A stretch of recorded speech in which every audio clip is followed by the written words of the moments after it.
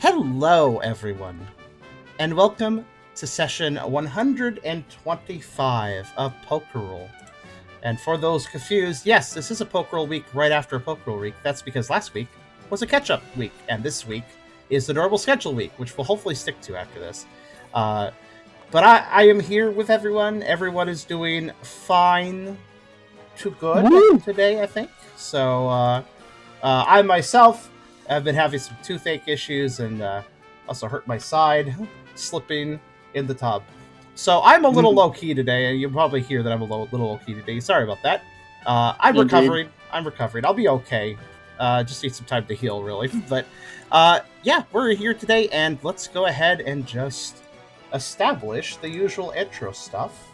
And that is, of course, meaning that if you like the video, do think about giving a like. If you haven't subscribed yet, you can think about doing that as well. But if you really want to help out, of course, think about coming over to Twitch. We're trying to reach a partner over here, but we need more viewers to do it. So if you want to come by, whether to lurk or to talk, think about doing so, because it does help out a lot. We'd honestly love to have you. I hope we can get our Pokerole numbers back up.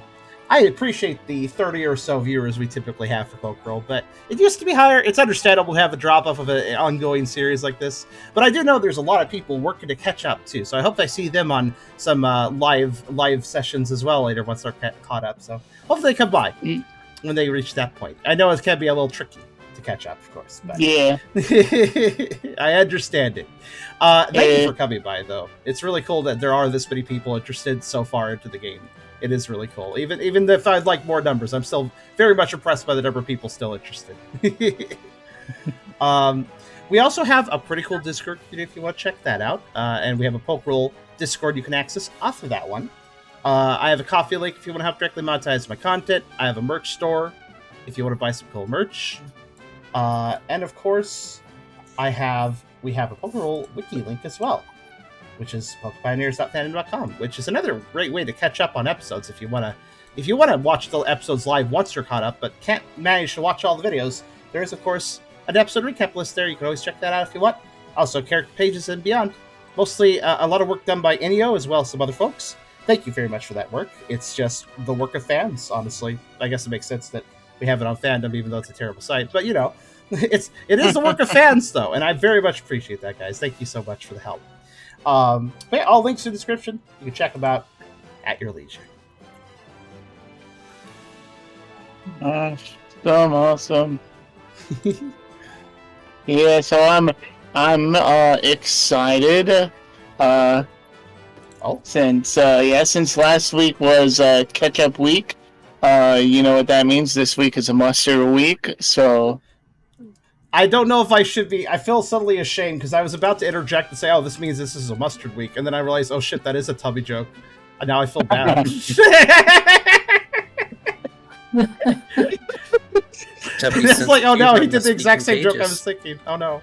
I'm rubbing up on you. Let's go. The bad virus is spreading. You are influencing me, sir. Also, I'll just go ahead and share the art right now because there's only one piece of art. It's Zebachi's art for last thumbnail because the vitamins thing is cute. Oh, multivitamins. That's right. But we will get to that in the recap. But before that, how are Kyrio and Hydra doing? Are you two also doing okay in spite of life and things? Yeah, I'm doing alright. I'm doing fine, though my chair did break yesterday. I noticed that post. It looked like a really flimsy chair, to be fair. I mean, it's 5 years old at this point. That's it's lasted long enough. I looked at the leg and I was like, well, with how much I weigh, I would have broken that in 2 days, but you know. So 5 years is pretty good. Yes, DD. That quote is accurate. So, last time was session 124, Old Hands, New Ventures. Skitty Orgner's Magnazone not to take in Team Cheer as they approach the Clodfather's body. They are upset that they cannot take him in for custody and questioning, but at least relieved that they've stopped. They go over to Philia and exchange words before they request she go awaken Guild, and then they approach Team Cheer to ask what it is they're doing. Brooke says that they noticed strange goings-on in the arena and had been investigating the matter with Deadeye, which Skitty believes and is satisfied to hear. They then ask for Ralph's testimony, where he explains why he and Ryda had been investigating the Cloudfather and says that, while he can provide testimony for most of the investigation, he cannot explain what happened when he was resting near the end of the battle. Skitty chastises them for undergoing undercover vigilante work, but at least appreciates that Ralph isn't hiding what happened during the investigation, and considers his statement trustworthy, as far as Ralph knows. Then they go toward Ryda and ask for their statement, who agrees with most of Ralph's statement on how events unfolded. They are then asked if they know why the Cloudfather is dead, to which they bluntly say it was because they killed him, saying that it happened during a moment of high tension. Skitty warns them to refrain from taking such action in the future, and remarks on how it is fortunate for them that they do not need to be taken in due to the laws of the Plains continent, or lack thereof. Next, Skitty speaks with the now awake guild, who is visibly upset at all of the authorities swarming around in his bar and refuses to give information. He grumbles about how, following the carnage in the building, that the bar will have to be closed down and re-renovated. He looks toward Philia, remarking how he never would have agreed to let the Mafia use his building if it weren't for her insisting that he help them. Well, that seems to have been the implication anyway. As the conversation between Philia and Guild goes on, it's very apparent that Guild kind of got this job here at this bar, but he's claimed the bar as his. As cats do. Brooke asks what he means and what exactly the connection between Guild and Philia is. Philia explains that she and Guild are part of a society that had been around since the early formation of Sea Spray, which often held underground dealings, where they'd import food that the Plains continent lacked during those times. The two of them in particular were responsible for the acquisition of the meats, which was illegal in the past due to ethical dilemmas. As time went on, there was less need for them to continue that work, so they started to run the bar as a legitimate business instead.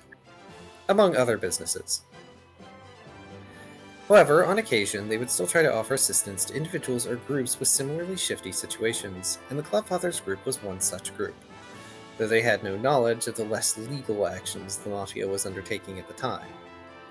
After a while, as Philia grew more skeptical, she was eventually blackmailed by the Mafia, leading her to have to continue assisting them, and insisting Guild continue to put up with the Mafia using the bar. Tucker soon enters the bar as Guild and Philia are explaining matters, looking around and eventually seeing the dead body of the Cloudfather before quietly shuffling towards the rest of the team. As their explanation draws to an end, Skitty says that the two will be taken in for questioning to ascertain more information about the Mafia's actions, despite Magnazone insisting that they should also be taken in and arrested for their past crimes. Skitty then orders Team Cheer to leave the premises as further investigation is done. The team says their farewells to Philia and Guild, with Tucker noticing an odd scent on Ryda as they leave.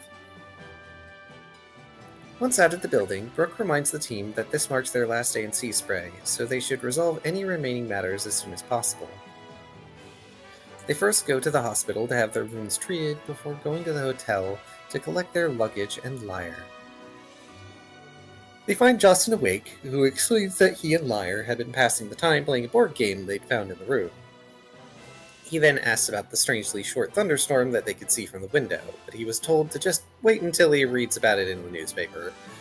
Brooke explains that they came to pick up Lyre before they leave, letting Jocelyn share some last words with the Sawsbuck before they awkwardly exit the room.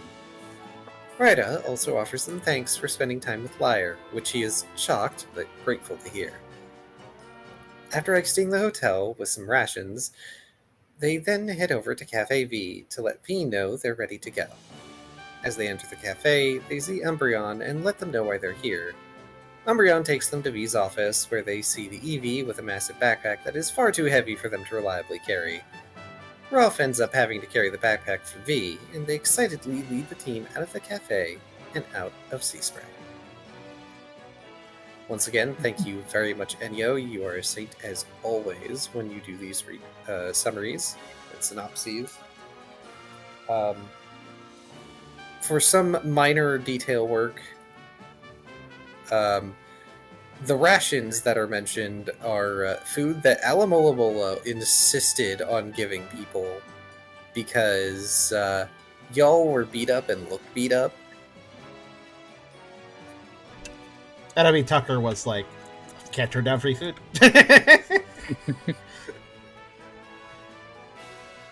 Also, it's leftover. Who else is going to eat it? Fair.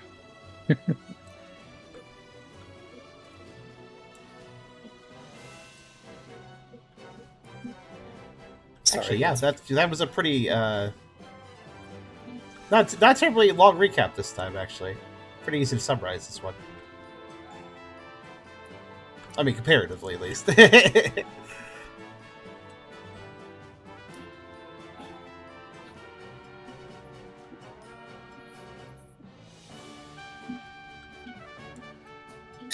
Right then. No, Mala, they were not wandered muleteer. Gonna stuff you in a jar, Moth. That's weird. I don't remember Tucker having a poison barb before. Maybe I just forgot. You got that off of one of the enemies. Does anybody have poison moves? I don't think anybody has poison moves. Theoretically, right, do. it does. Oh, yeah, I guess you Just both mark of theoretically justice. do, huh? One of you has metronome, where you could choose type too. So I think. Can you choose poison? Is that one of the types you can choose? No. Okay. And Yeah. Rita can. The I only mean, poison the mark type move they doesn't- have is Mark of Justice. Oh, I guess Yeah. technically it is a poison move. Yeah, but the mark doesn't do damage. hmm If I recall, the poison barb does +1 dice for poison moves, right? Yes. Not the most useful thing for this party, but Tucker could make use of that if he got it. There is something called Poison Fang, if I recall. Are you sure you want that, though? Tucker may want all Fang possibles. I mean, that's a very dangerous move to learn if you're not a poison type, but it could be very useful to have poison. Who knows? It's a held item. I'm pretty sure Valuable. Poison Fang adds poison proc if you roll the 6 on it, if I recall how it works. And poison, we've experienced poison. It's not fun, if I recall. Oh You yeah. know, it's I believe Poison Fang only does poison, not badly poison. But even so. I have slapped you guys with so much poison. Wait, is Poison Fang badly poison? Because that just made it more viable, if so. Actually, I guess I could just take a look. Yeah, top left corner. Alright, let's see. Poison Fang. Oh. So these are not But in local. any case, yes, you all were leaving Sea Spray, and as I recall, Burke decided that the team was going to stop by Savant Town. Partially because I believe you all heard that a certain guild representative, a Chatot, had left the boats in the dock several days ago. That's true. Also, yeah, Poison Fang is not only badly poisoned, but you also get 5 chance die for it. What the hell? That's actually pretty good. Wait, what? You do. It says so. That's That's busted. that is, and I'm. Well, what Pokemon even learns Poison Fang? Also, side note, but I noticed some of the move cards of the poison thing are not properly loading. I might have to regenerate those later. I don't know what happened there. I can see them. Just Oh, you fine, can? so- You can see? Can you see Baneful Bucker? Okay. Oh, sorry, I literally Yeah. have it. I can Oh, you see can? it just fine. Oh, weird. Wonder why it's glitching out for me. Oh, well, as long as it's working for you. It's probably one of those client-side things. That just... Weird though, I'm hosting. Oh well, it's okay. As long as you can see it, then I don't have to replace it.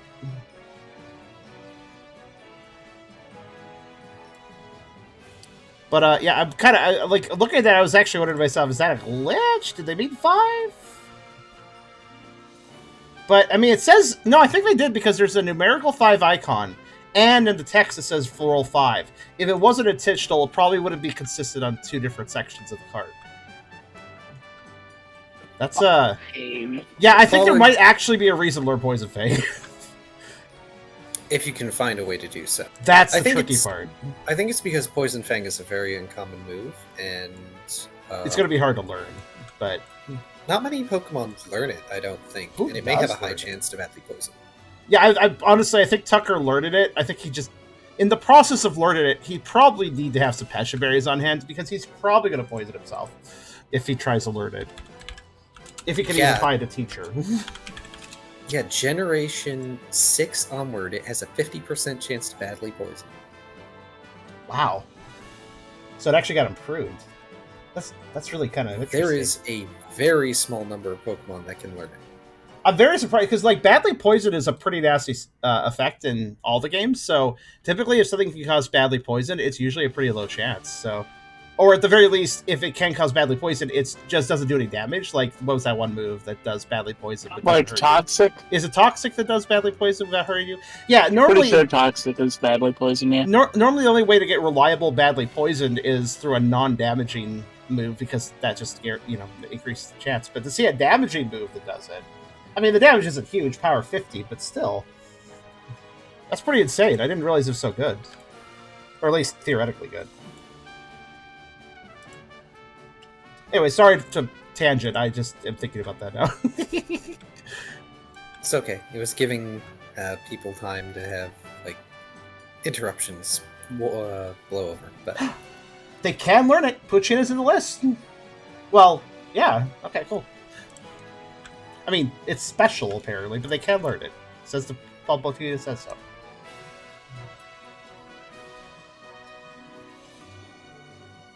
Oh, by breeding, I see. yes. Egg move. Yes.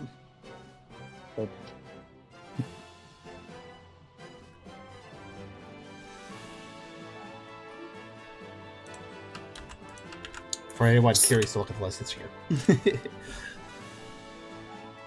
So, you all are leaving into the Rusty Camp.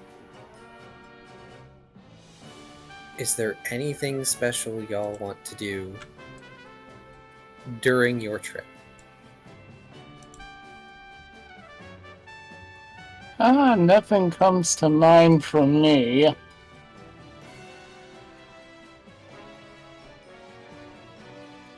I'm probably just going to be chatting up, the in canonical chatter this time. Oh, okay. That seems interesting. What you gotta talk to him about? Tucker's just gonna be watching out for turtle landmines now that's on his mind after last conversations in town.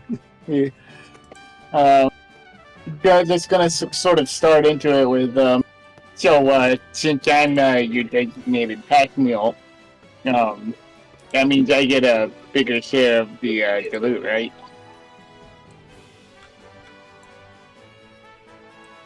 And I think that's fair.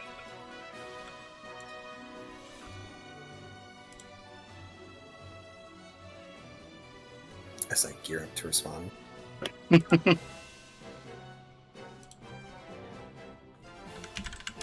No, I don't think that's the agreement I had with you. Oh. Oh, yeah, I mean, if you're sure, then take the backpack off, drop it back on him. Yeah, I guess you can carry your own stuff, can't you? What? No! Ah! They jump for the backpack and start trying to drag it with their teeth.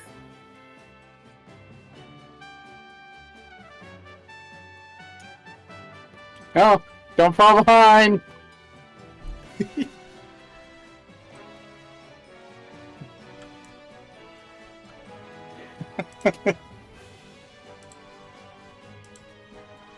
Geez, Does he great. actually look like he's straggling behind? Yeah, just you can hear the occasional drags of the backpack on the ground. Ryder's gonna subtly use Psychic to lift the bag. Not lift it a tremendous amount, just enough so he keeps up. I was honestly expecting Rook to order me to stop bullying him. I may have missed something. I apologize. What were you were carrying his backpack originally, Ralph? Right? Yeah, I was, and like I'm like, oh, so since I'm the pack mule, I should get a bigger share of the loot, right? Oh, And and when he denied it, you just gave it back to him. I just gave it back to the I have expected you to drop it on top of them. Oh, I did, but he jumped out of the way. reflexes. So yeah, they are currently dragging the bag, grumbling about Snorlax's getting no shares.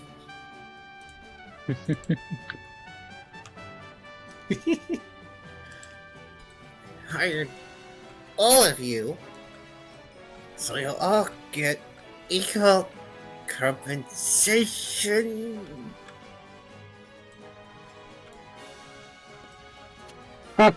I roll my eyes, take the bag back. Alright, you crybaby. Thank you.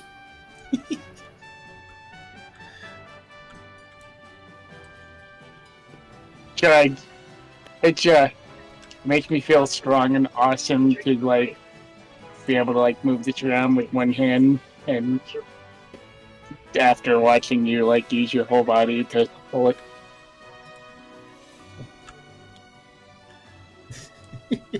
Tucker does pipe up at that moment, mentioning, "Well, Ralph, it would be kind of hard for me too."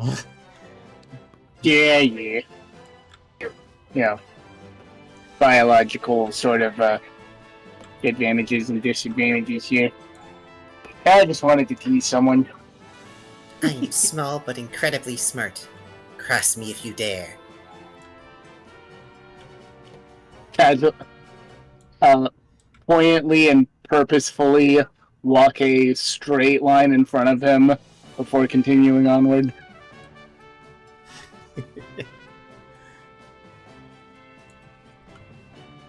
Ah, shade.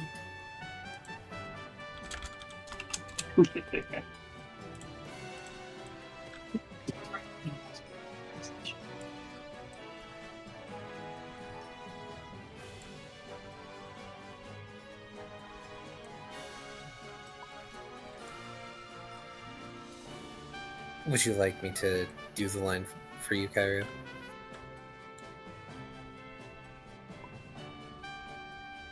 Okay, just double check. Ralph, they're a client. You gotta show some professionalism. We have a rep to keep, you know? Brooke says. Wait until we're somewhere they actually need our protection to negotiate contract terms. Yeah. I can That hear is- you. That is devilish. That is.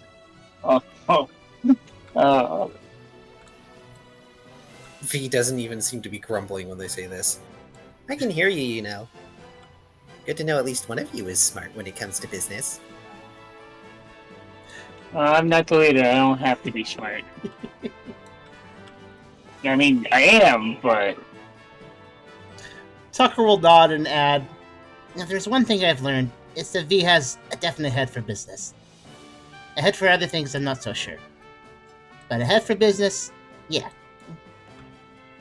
you know, as long as he's got the feet to keep up. Hey, I'm barely 2 heads tall, so I have at least 2 heads for everything. Nice.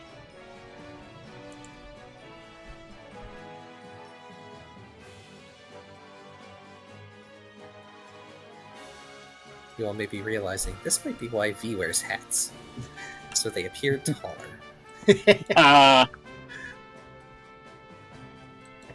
Tucker will make a little quip. "Didn't take you for a Zuelis, Evie."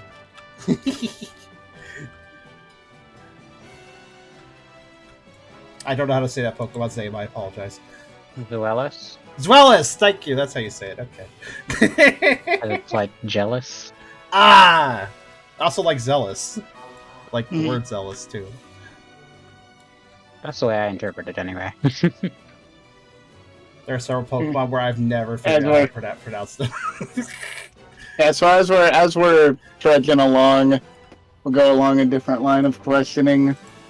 So, Well, what makes you not want to like evolve? Is it just like part of the branding, or you just never wanted to? What's the story with that? Besides Ruff and I, this whole group is about 2 heads tall. Oh, well, I swallowed an Everstone.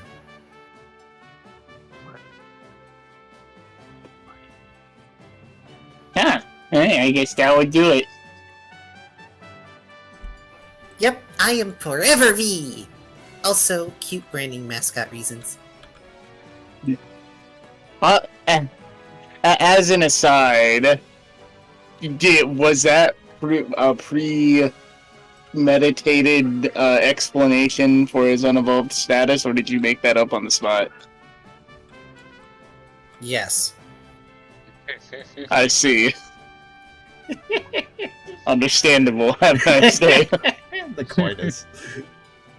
Was it dare or something, or did it just look tasty? Burke asks. Oh, I was young and stupid. But I am no longer young or stupid. Yeah, I can tell you're not young anymore. Nah, I'm kidding. I'm kidding. You look great. What gave it away? The sleepless look of bags under my eyes. Staring up at Ralph pointedly.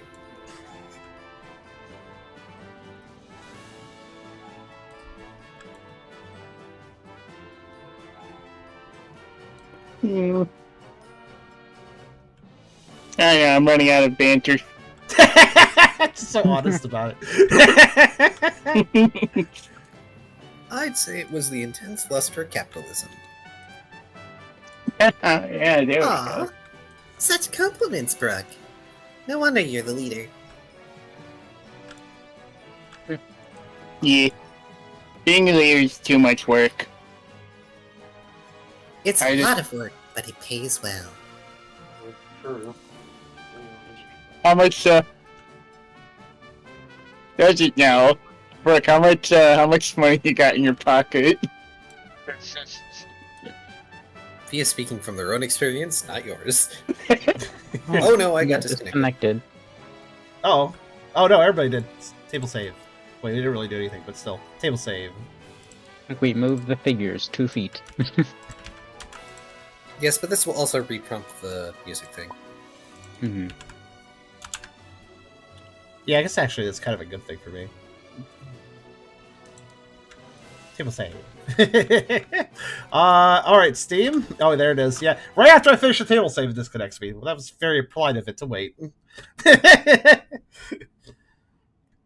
Goodness, it's been an age since we had a technical difficulty. It's because that's the I see. Here's the thing. I don't mind Steam maintenance. I mind that it's inconsistent.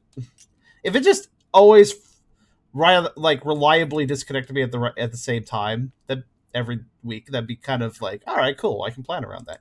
But it's just so random, so I can't plan around it. To be fair, it used to be consistent. There was a time where we would play on Wednesdays, That's and it would true. almost always for at least like 5 to 15 minutes. That is true. It used to be very consistent, actually. I wonder why. In that case, I wonder why I went from it was annoying, but at least we could know when it was happening. I suppose. I guess the inconsistency effectively benefits us, but more than not. What number was it again? 7. 7. Thank you. Also, I do apologize if I'm being a little slow-brained on things. It's okay. Ah, you're good. All right, music back. Liar, by the way, has just been quietly listening to this conversation. I mean, Ryder has 2 at this rate. Fun note, Liar is leaving grass behind where they walk. Oh, Not anything like Everybody huge or try- notable, it's just little grass Did patches. everybody that's cute. get kicked off the table? Mhm. Yeah, Tucker's more or less just listed it on the V conversation, making little quips. He seems surprisingly willing to make little jabs at V. It seems to be an employee tradition, so he's part of it too now.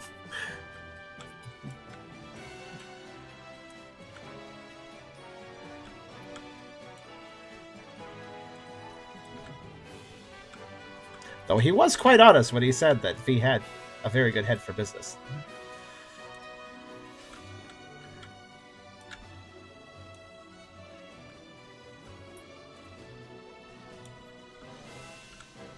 Alright, let's get everybody... Tubby, I think you can rejoin. Would you like an invite? I have given him an invite. I think he stepped away for a moment. I'm right here. Hello. That was a quick disconnection, but it looks like it's fine now. Or yeah, it's probably going to be fine for now. Liars, Amaterasu, or the Forest Spear for Prince Mononoke. Oh yeah, both good examples. Chris says, "Mini Venus, Venus, Wiz." No, that doesn't quite work as a pun. Many biffiness.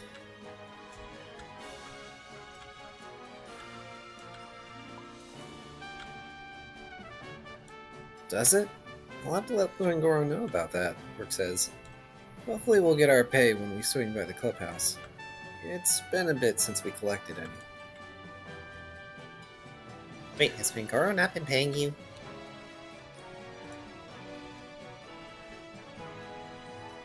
Tucker thinks for a second. Wait, are we supposed to get paid? I mean, I thought we only got like 2 meals a day. Or... I mean, we also get the ability to we also were able to crash at the lodge until we got our own place. So yeah, that was pretty cool. I mean, yeah, but those are privileges for, guild members? Because, you do dangerous things and you might not have your own place to stay. You are supposed to get paid for missions. Tucker nods a little bit. Yeah, I don't think we've been paid for a whole bunch of missions we've done. Granted, some of them have been just personal things, not really involving the club. He pays us. We've just been away for a while, Brooke says. And I always forget to ask. And Pagura's always really busy, too. Kind of hard to ask him. Oh, by the way, when we get there, he prefers to go by Pango Tango. V makes a face. And I know he doesn't have the money to hire me as an accountant. He's got a bunch of friends in his guild. Why doesn't he have one of them be the treasurer?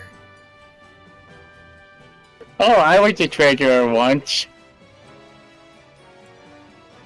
Of what, your own imagination? No, of, what's his name? I was appointed as, shit, what was the little lady's name? Zeal? Zeal. Yeah, So I you're was lucky we're appointed... past the first 15 minutes.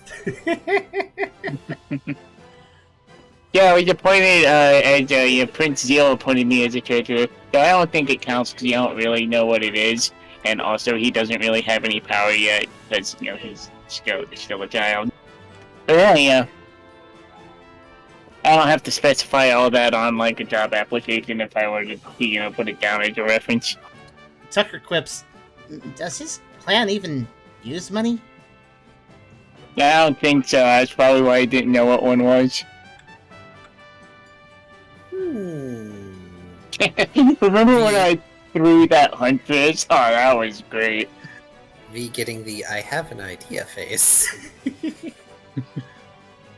If you take advantage of the young prince, I'm going to crush you into a pancake. You have already tried and failed once. No, I'm actually going to. Noted! Savant's got a lot of their own problems, Brooke says. We can get by without needing too much money. V is going to move around Ralph in order to get up to Brooke. Though, admittedly, sea spray always makes me feel a little short. I mean, of course it will. It's a city.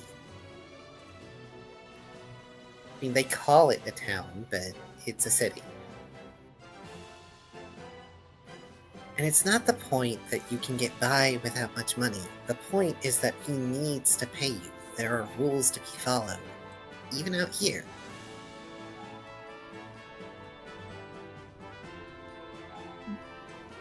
It's not like you're a bunch of wilds that came in to barter with your ability to help for, like, what, a week's worth of food or something? I don't know.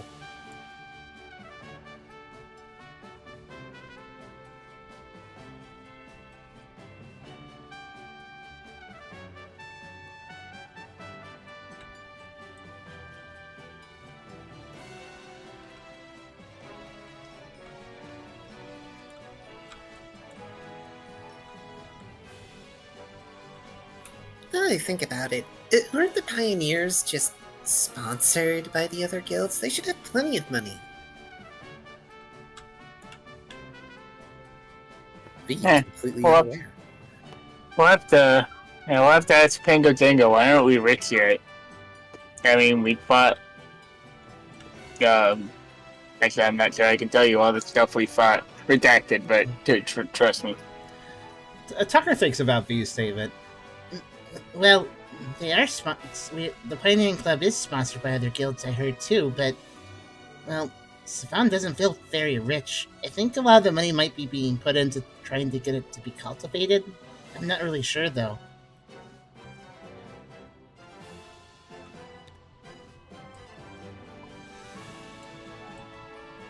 Brooke looks down at V with the Wilds comment. Well, that's not too far off, truth be told. He chuckles. I'm surprised you're so concerned about us, though. It's less concern about you guys directly and more about, well, the pioneers in general hearing all this. If you guys aren't getting paid and Pangoro isn't remembering to pay you, how many other pioneers aren't being paid? Yeah, other pioneers are probably more better at asking. Well, now, we're the best team, mind you. But sometimes we're not the best team. Sure, you're the best team. That's why your badges are silver. They're platinum, I'll have you know. V stares at Ralph, just stops the whole train and stares at Ralph. From, like, they've moved in front of Ralph at this point to be by Brooke. They give Ralph the most deadpan stare you have seen from this EV. Really? You want to lower that badge down here so I can inspect it? I'll bring you to the badge. I'll pick him up by his little head and Hey! Bring him up. Okay. Let me go right now! Oh, is the badge silver or platinum? It's obviously silver. Long pause is canonical. Yeah, okay. I drop him. Lands on their feet, dust themselves off, floofs up tail. Rude. Yeah, Double but it was rude. fun. Triple rude! Especially because you doubted my ability to appraise metal. I can appraise metal too. Does that involve you saying praises to metal or actually appraising metal? I know the joke I should have made.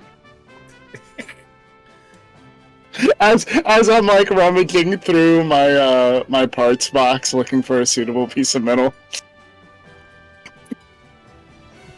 I wouldn't worry too much. They seem well organized to me. I feel like we're kind of an odd case, Rick says. We sort of disrupt a lot of the regular order quite often. Yeah. Almost That like we have sounds like to sometimes. that sounds like a guilty to me. Besides, we made enough to build our own building. Wait, really? Their ears perk up. Maybe you aren't as underpaid as I thought. Oh yeah, our building's pretty cool. Tucker does look a little bit proud. And he expresses, Well, yeah, you didn't think the stopover would just have you stuck in a guild building, did you? I mean, I thought we were gonna pitch a tent outside for him. I came prepared for that. No, I'm kidding. You can keep with us. I mean, if I'm gonna be completely honest, I kind of figured most of the Pokemon in Savant lived in dirt hovels. Wow, racist! What? How? You just think all Savannah Knights just live in dirt huts That's, with the mud Pokemon. if anything, that would be community-ist, if that's even a thing. I don't hear a whole lot about Savantown other than it's not great. Well, then you heard wrong. It's super great because we're there. Tucker will interject. Well, it's not the nicest place like Sea Spray, but everybody has nice homes. Good enough. There's even like a spa and stuff. We have a cafe, and Savant Town's not that bad. Oh yes, we have a great spot. You get this milk bath, and man, so relaxing. Tucker The actually gets milk just soaks up all your stress. Tucker That's gets it. a mischievous little grin before relating to V. And the food at the cafe may even rival some of the cafes in Sea Spray. Excuse me, Squint. Well, there's a very good chef. Tucker continues to look impish, but doesn't say anything more. Oh no you don't. Oh no you don't, you little gremlin child. Who is the chef? I demand to know. Who is it that rivals my cafe?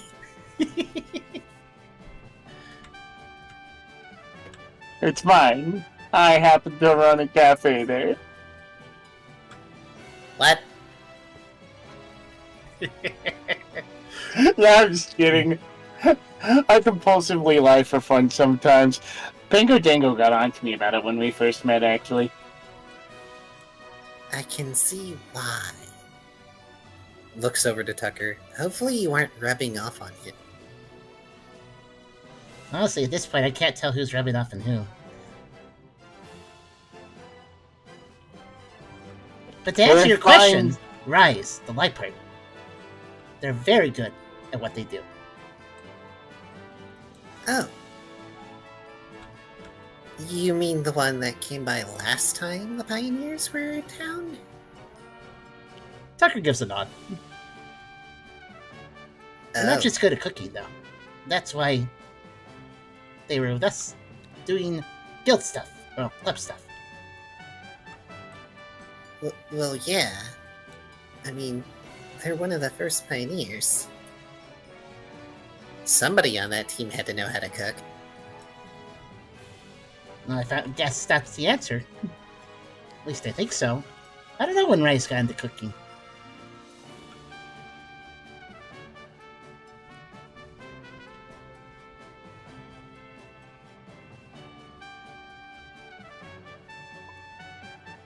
Brooke says, well, regardless of what you've heard, it's the closest thing we've got to a home, so naturally we're going to be a little attached to it.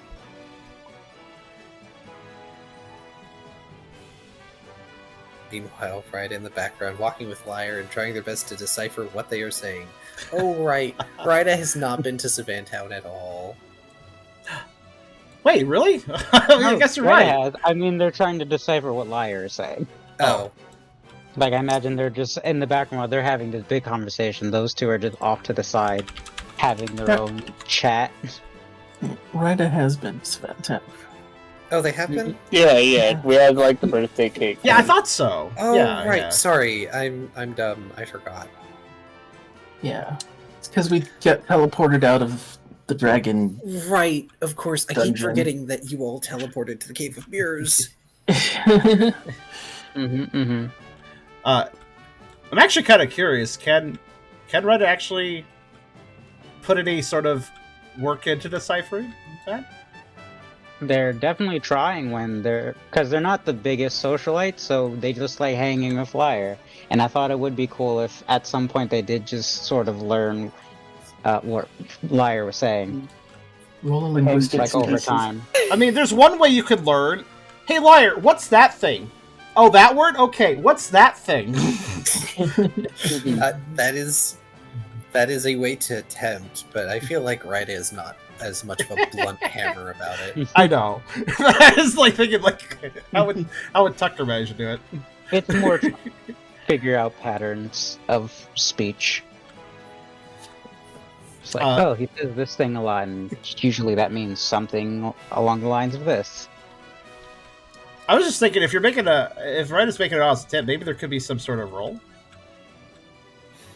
For now, we will just say that you get the gist of some things, but words are not anything you were able to translate at the moment. Mm-hmm. Ryder is able to get the gist that Liar is talking about something or other, but that's also partially because of body language. They will usually be looking at whomever they are talking about if they're talking about someone. This time it's generally about V. Do I get positive or negative connotation? Who is this sassy lost child? I Who's feel the like sassy lost child? That's my job. I think Liar's opinion of V would probably be more neutral than anything else, but hard to say. Fair. They seem to find V to be energetic, which isn't wrong. Actually, little reminder: Liar's language has been defined as draconic, right? No. Oh, it hasn't. Okay, That hasn't is been something defined that- at all. That is something that you have frequently assumed, actually. Yeah, it's an assumption. So nobody really knows. Okay. Correct. Like, you in particular have assumed it's draconic multiple I'm times. super assumptive for some reason on that. I'm sorry. Well, I feel like that's because Eternatus uses draconic when they're speaking plainly. Yeah. And just the connection with Liar and Eternatus, too, I suppose. Nope. Liar speaks something else. Ah, okay. Is my well met liar? I'll go open the window and throw those assumptions out. Wait, That's who the Liar? Has Ma well met liar? Yeah, maybe? I believe so.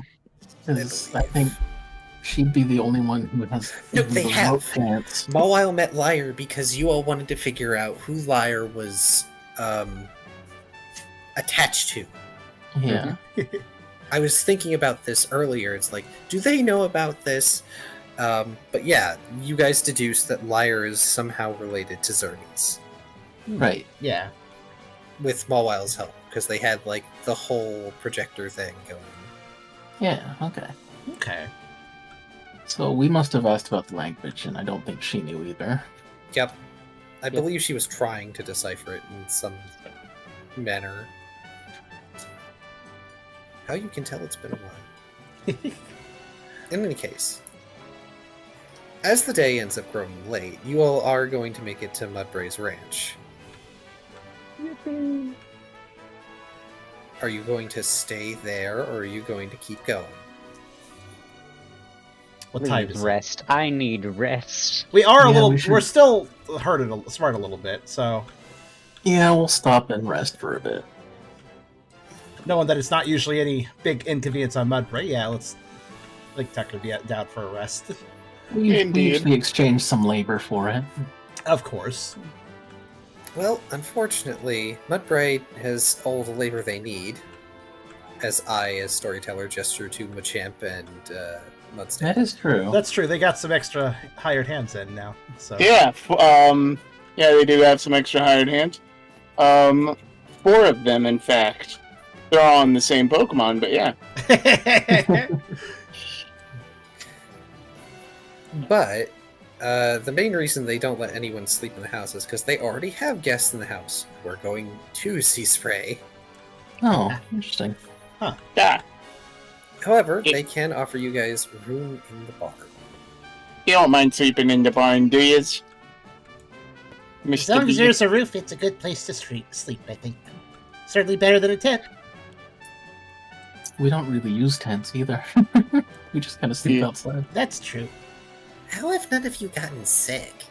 V, as they gesture for Ralph to set down their pack outside the barn, they dig out what looks to be a folded up square of cloth. They pat it with a paw, and up pops a tent. Tucker looks a little impressed. Sorry, it's less of a and more of a. To V's casual question, Tucker remarks, Well, when we went up north, we kind of did get sick. Well, except for Ralph, he could handle the cold. But yeah, that wasn't the best. Jay, who looked like you already got a tent. Despite my teasing earlier, I would have offered you my thumb as a bed. But we did that last time, and it's it's nice. Oh, I'm fine. They pull out a small pillow from their bag. They drag it into the tent. Good night, everybody. Yeah. Papa probably hit the hay too. Like literally hit the hay, find a hay pile in the corner, and just. Well, I'm just imagining a little tiny V tent, like just big enough for V. Like, this sounds adorable, Yeah, actually. that's what I expected. Economy size tent. Tucker will find I some. should also probably Hey. ask, did we eat the rations yet? That we were given? I presume so, or at least we'd have it before sleep or something. Yeah, you guys would have probably had them along the way. They're not like I don't think there were None. like they weren't like non-perishable rations. They were just some leftovers, so we'd probably want to eat them up.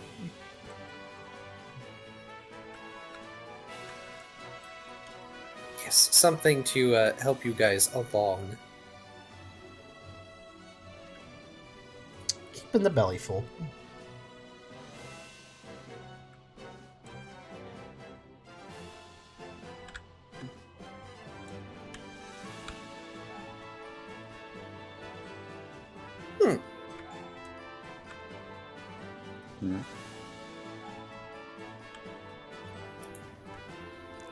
Huh. Okay. The Doom Roller is broken. Oh, also I need to re-promote you. Oh, maybe that's why. Try now. No, I could roll it. Huh, I can't. Weird. Don't Okay, worry. that just means I can make all of you do the Doom rolling. There you go. It's probably a outside issue. These It fakes. works now, I assume.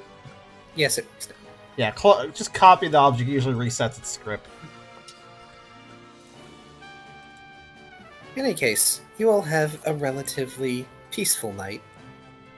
Ralph gets settled upon by the Pidgey. Adorable.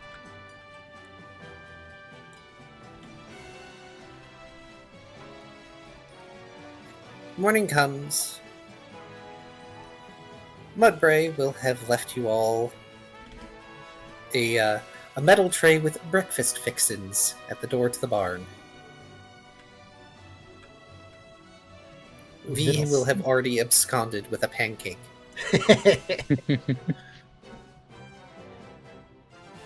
Extra thick and fluffy. Made with bacon grease and bits. Yum.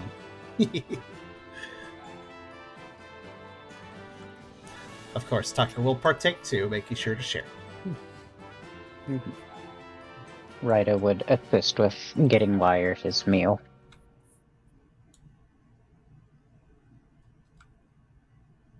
Also, does this mean I can finally get rid of the candy debuff?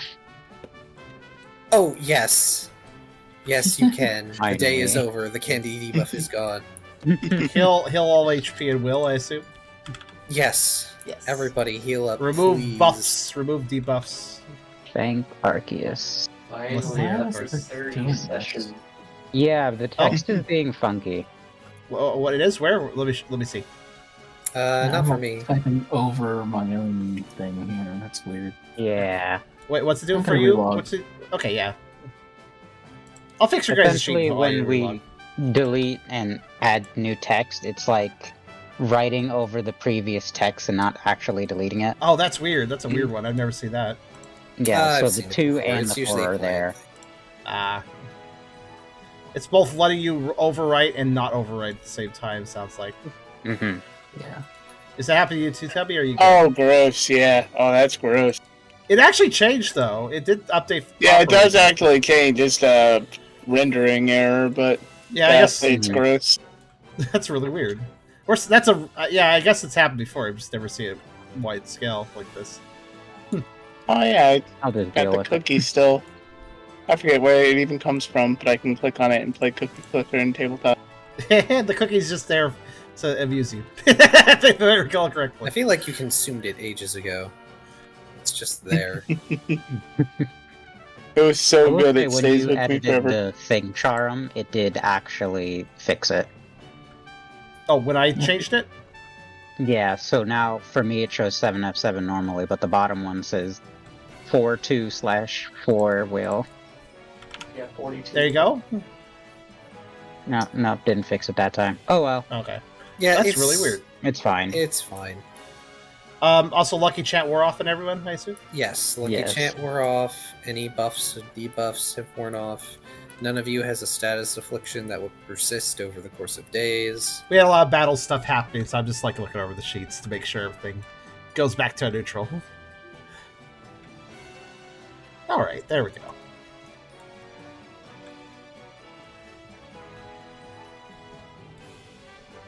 Also, I'll save the table. Finally, don't have like 50 effects on Rita at once. Isn't that nice?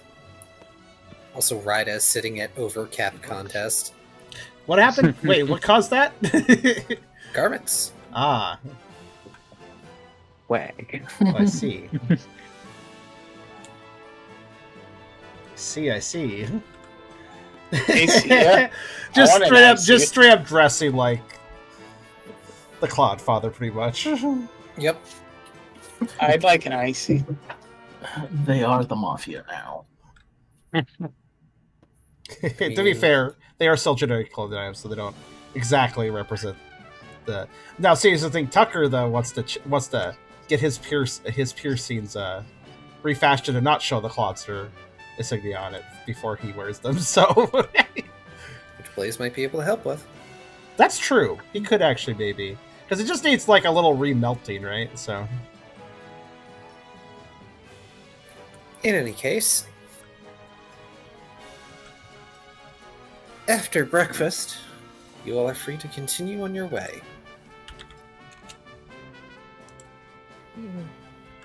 Part of the reason I'm not rolling encounters is because none of them will challenge you. and we also know the path well enough at this point, probably to better engage safely in the route. Yeah. You're also I feel like if we exude enough strength, it's a natural repel. that well, too. you're also a group of 6, which Yeah. means unless there's another group of Pokemon that are feeling very territorial, they are unlikely to go after you. Yeah, we do have a few extra heads.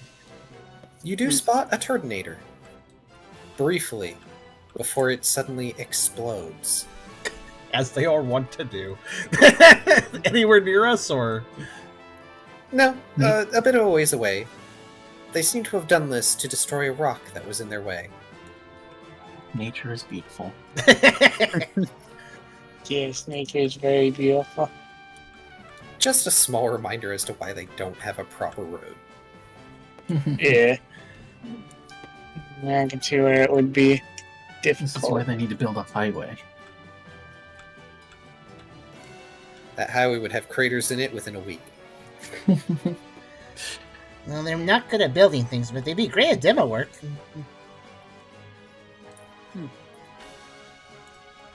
Wonder if a tunnel would work. Or, no, that probably would collapse. Skybridge. I That feel sounds like a sky expensive. bridge would have its supports taken out for the same reasons. Mhm.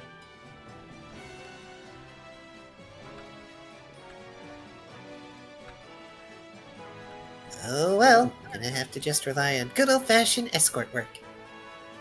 Yeah, creates jobs, not the worst. Mm-hmm.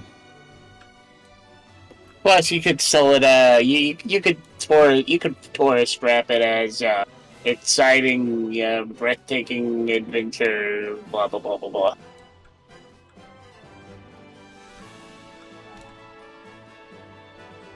Honestly, Ralph, if people want to travel safely, I don't think they want a breathtaking adventure. Well, that's the thing. We'd be like, oh, you're totally safe with our professional escorts, like us. It's all in the marketing. Oh, Vari wants to know if all of the floaty cakes got eaten. I think they did. Pretty I sure. believe so, I yeah. know that. I think we used the last ones to get down a cliff in the volcano. I believe so. They were very utilitarian for being a silly item. I guess that means our game is a true D&D game, because DM gave us a silly item and then we're like, wait, we can use this. Mark of a Yep. good D&D game, right? I handed you all the strange goo and you've done nothing with it. God. Well, the problem is that its effects are so utterly unpredictable that Tucker is having, like, choice paralysis on whether or not he should, like, throw it, eat it, when, doesn't know. It was free. It was free. Right. In any His case. charm. Sorry. Yes. Oh, go on. Just notice, you have an empty garment slot, and you have the getaway booster. Would it not be beneficial to have that equipped for the time being until you get your piercing? Yeah, what was the... What clothing garment was that again, the booster? I forgot again. It's basically a little jet engine that lets you move out of the way. That's So the true. clouds are was floating. Yeah, the only reason I didn't put it on was I didn't really understand why Tucker put it. Well, I guess why not, though, mechanically speaking. Sure. I assume it's a proc effect where I say I want to use it, and then it... Yes. Because Okay. it's once a day. Yeah. Okay, Tucker wasn't now has how- jet engines. It wasn't how the Cloitzer was floating, but they did use it. Is it like little jet engines, or is it something else? It is like a little jet engine, yes. You can... It's... I just imagine it's strapped on Tucker like a backpack. Yeah. I imagine it has a strap. Now I have a question. When Tucker puts it on, are they going to test it? Okay, so to put it in story mode for a second, Tucker will elect to finally fill that last garbage slot, aka he can fit something else on his body. So he does put on the getaway booster. He's been holding on to it. He's a little curious about it, and things are kind of chill. So yeah, he will. He will immediately kind of start messing with it after probably asking Brooke to help him get it on, because if it goes around his midsection, he would probably need help with the strap. After getting it put on, I assume Brooke would assist. Of course. Okay. And after getting it on, he probably would start finagling with it, because he can still kind of reach back and mess with it. Trying to figure out where the button for it is, or however it activates, because he's not entirely sure. He's never used it before. So, I guess, yeah, will Tucker manage to hit the button? Or whatever contraption activates it? I'm going to keep it nebulous because I'm not sure. I just know how it functions. Okay. I don't know Voice if there's... activated. Voice activated. But the Cloitzer didn't speak! You're just gonna make a certain noise, and it's attuned to whoever wears it. So for Tucker, he has to bark. Sure, why not? It's gonna be voice activated now? Okay, sure. Or sound activated, I suppose. I imagine Tucker doing a very confused, Bork? Pretty much. Tucker will mess with it kind of as they walk, kind of mess with it, reaching back now, then lagging behind a little bit here and there while he tries to figure out how the thing works. He is going to be poking and prodding at it, trying to figure that out too, for reasons. This is fair. Tucker doesn't mind this. He's just getting increasingly confused. And then he'll just go kind of towards V. I just don't get how this thing works. And there's Oh, it is a pretty rough thing. there's a brief rumbling on your back, and then Tucker is suddenly speeding ahead of the group. rolling around at the speed of sound. Tucker, as he passes everyone, you hear "Ah!" as he starts running very fast and not completely under his own control. Wow, didn't know it was a race. Tucker, your paws briefly leave the ground for all of maybe 2 seconds before the booster stops, and you are left to stumble, fall gracefully, whatever you dictate is right.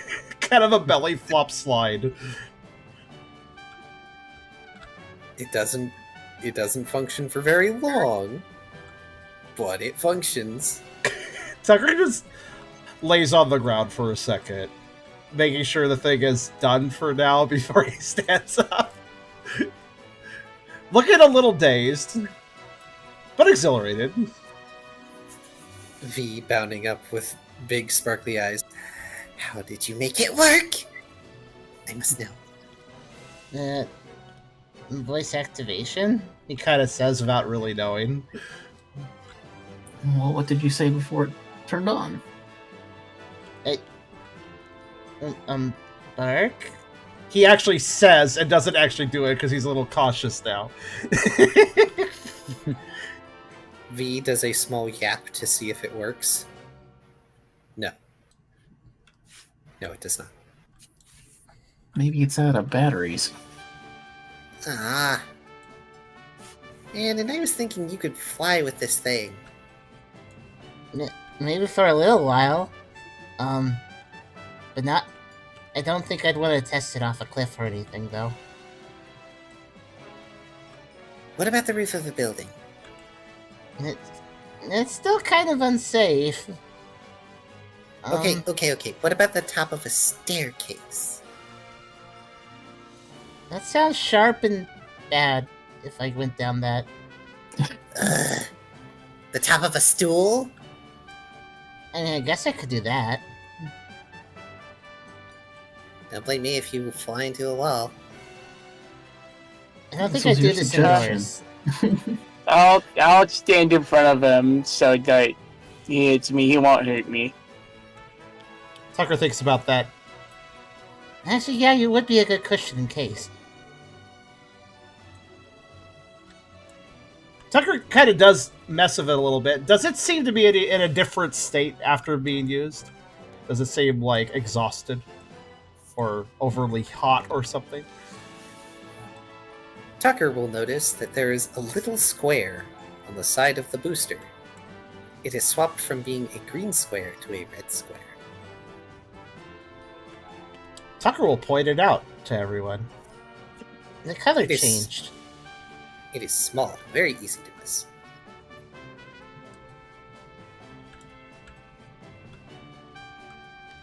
V will bap the square. It does not change. V continues bapping the square in the hopes that it will change.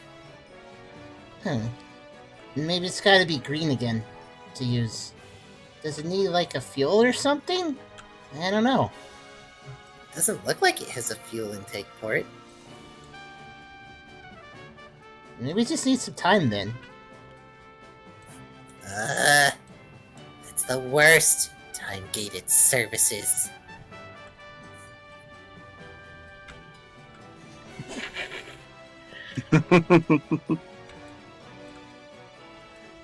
Mobile game ads start playing. awkward meta look. It's like all the characters all look into the same direction for a few seconds and then go back to normal as if they didn't just do that. Wait, is Tucker colorblind? No, I am. Yeah. IRL Hydra wouldn't be able to tell those colors apart. Well, I know, but I meant in character. Is Wright a colorblinded character? I don't think so. Well, No. actually, I don't know. Is Tucker colorblind in Is character? I don't think so. I mean, we could use the dog color logic, which indicates dogs see a lot of things as brown, for instance. Okay. But I don't. I imagine Tucker has normal color range like a human. Probably Okay. a bit more. I'm pretty sure he's referred to colors before, so. Yeah, Okay. It's just one of those things like, wait, I consider Pokemon slightly more advantaged than the IRL animals they're based on, so I imagine most of them can see most colors unless otherwise indicated by some sort of feature of theirs. Such as not having eyes, I guess. right then. To move things along, because I have been allowing us to putz forever.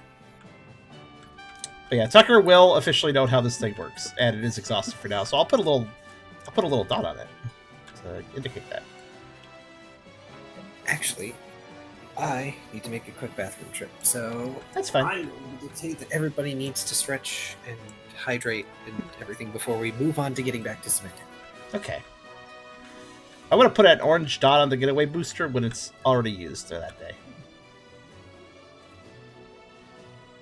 That way I'll know. Oh, it's exhausted. I will use a red dot, but I don't have one. Actually, wait, I do. It's literally in front of me. Because this thing can be color tinted, I think. Wait, actually, can I? Well, sort of. Not really, though. Color tint the rim of it. Yeah, the rim. I guess it was actually a custom color I made. Yeah, that's fine.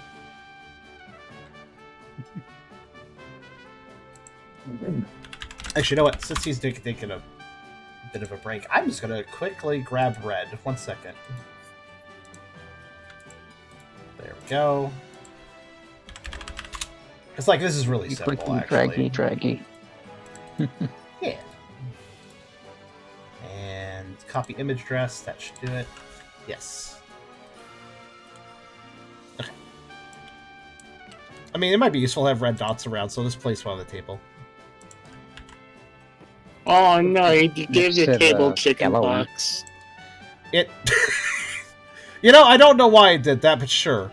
It's an oval now. I don't know why it's an oval. Wide. I mean, sure, why not? I'm confused why that happened. Let me copy another button, actually. Oh, okay, let's see. Maybe it's because I... Oh, I know why. It's... Wait, actually, no, it's on circle. What? The mystery deepens. I don't know how I did that. Oh, I think I get it. I think it's because the image wasn't a perfect square. That's understandable. That's kind of funny, though.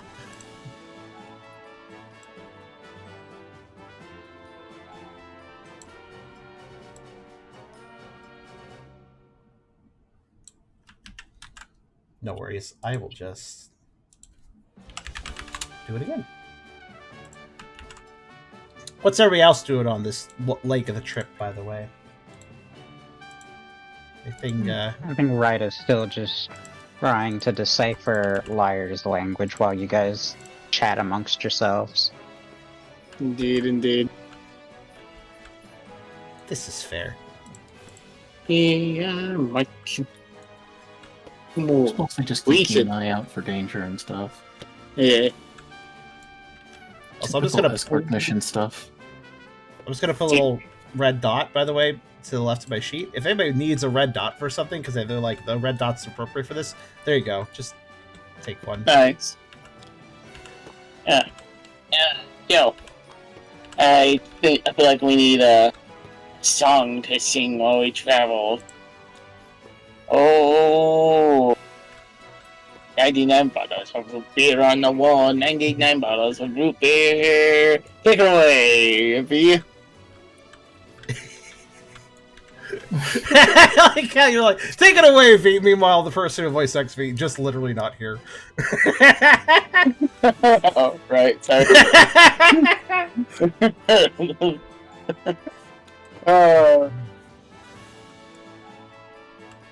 Tucker kind of chimes in. 98 bottles of beer on the wall. 98 bottles Root of beer. beer. Root You beer. can't drink beer. Yeah, you can't drink beer. Well, that Root has beer. has bad song cadence. 嗯 98 bottles of root beer on the wall. 98 bottles of root beer. It doesn't flow as well. Yeah, I guess it doesn't, but yeah, well, maybe it wasn't a good I idea. don't know who needs 100 bottles of beer. Anyways, I don't think beer tastes good. I mean, I never had any, but No, it doesn't. Root beer tastes great, though. I like root beer. Root beer is good. Yeah, we could grow roots, can't we? Can we produce our own root beer? I think we can make root beer. Probably. Yeah, alright. As an aside, I just love unproductive lines of in-character conversations how do just we- for the sake of... How do we carbonate it? Carbonate. Yeah, honestly, I'm not sure off the top of my head, I bet we could, like, find books on it. Actually, shit, is soda canon? I mean, it is in, like, the time that humans were ruled. In the time of humans it was, because there's the soda pop item. This conversation could be Like- considered fanon or canon, honestly. Because I'm like, first off, Ralph would probably remember soda if it's just a human. Yeah. And if you start talking about soda around somebody who used to be a human child, he's going to be like, They'll oh, Sody! probably remember, You know? yeah. Like They'll soda. probably remember. Tucker will know soda. So we're like talking about soda and we have no fucking clue if it's really a thing anymore. A reminder that Tucker is mostly emotional memories. You could have an emotional memory with food and drink. If you really like a drink Yeah. or something, you might emotionally remember it. So, Oh, Mm-hmm. Welcome back. hello. You missed the conversation about root beer and the possibility of does soda exist? In this world. Maybe, but not here. Yeah, I was thinking, it makes sense why Ralph would remember soda. And it would also make sense why Tucker would remember it when Ralph brings it up, because emotional memories on food and drink are a thing. And Tucker likes root beer, we have now learned. So he remembered that. Speaking of soda, I have a delicious black cherry soda. Oh, that's very nice. Nice. I have a have snowberry this peace one. tea. Welcome back. I have a vanilla Coke Zero Sugar. That sounded And good I until the have last water. two words. I like vanilla Coke a lot, but I cannot do zero sugar drinks, unfortunately. That's unfortunate. They actually make me aspartame gives me migraines. Fair enough. It's unfortunate, but yeah, my body does not react well to artificial sweeteners, specifically aspartame, but I'm not really great with any of them, honestly. Stevie's okay though, because it's natural. Right then. Thank you, audience, for your patience. Team Cheer will get to Savant Town late afternoon, much as they did with Mudbury's Ranch. And everything seems normal. As it was when you left it, for the most part. The Kangaskhan gate guard will see you all and give a nod of approval, letting you through.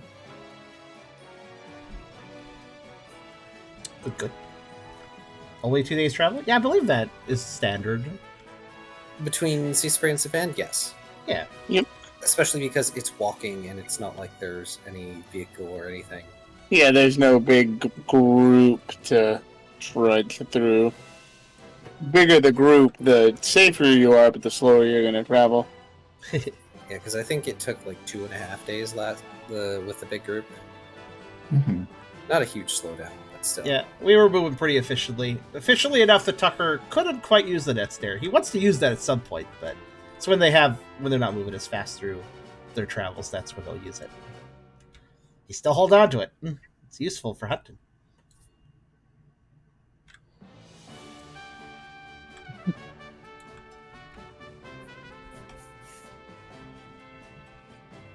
Alright, Brooke is going to head to the clubhouse. I second that. I want to drop some stuff off. Yes. And we can show V our house. Yes. Tucker's first priority will be see how Puppy is doing. Okay, so let me just.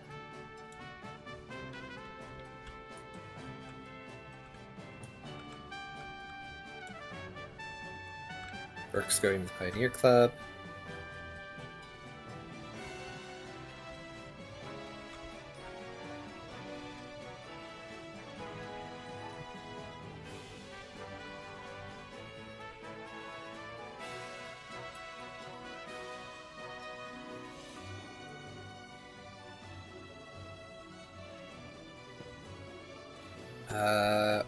What is Ralph going to be doing?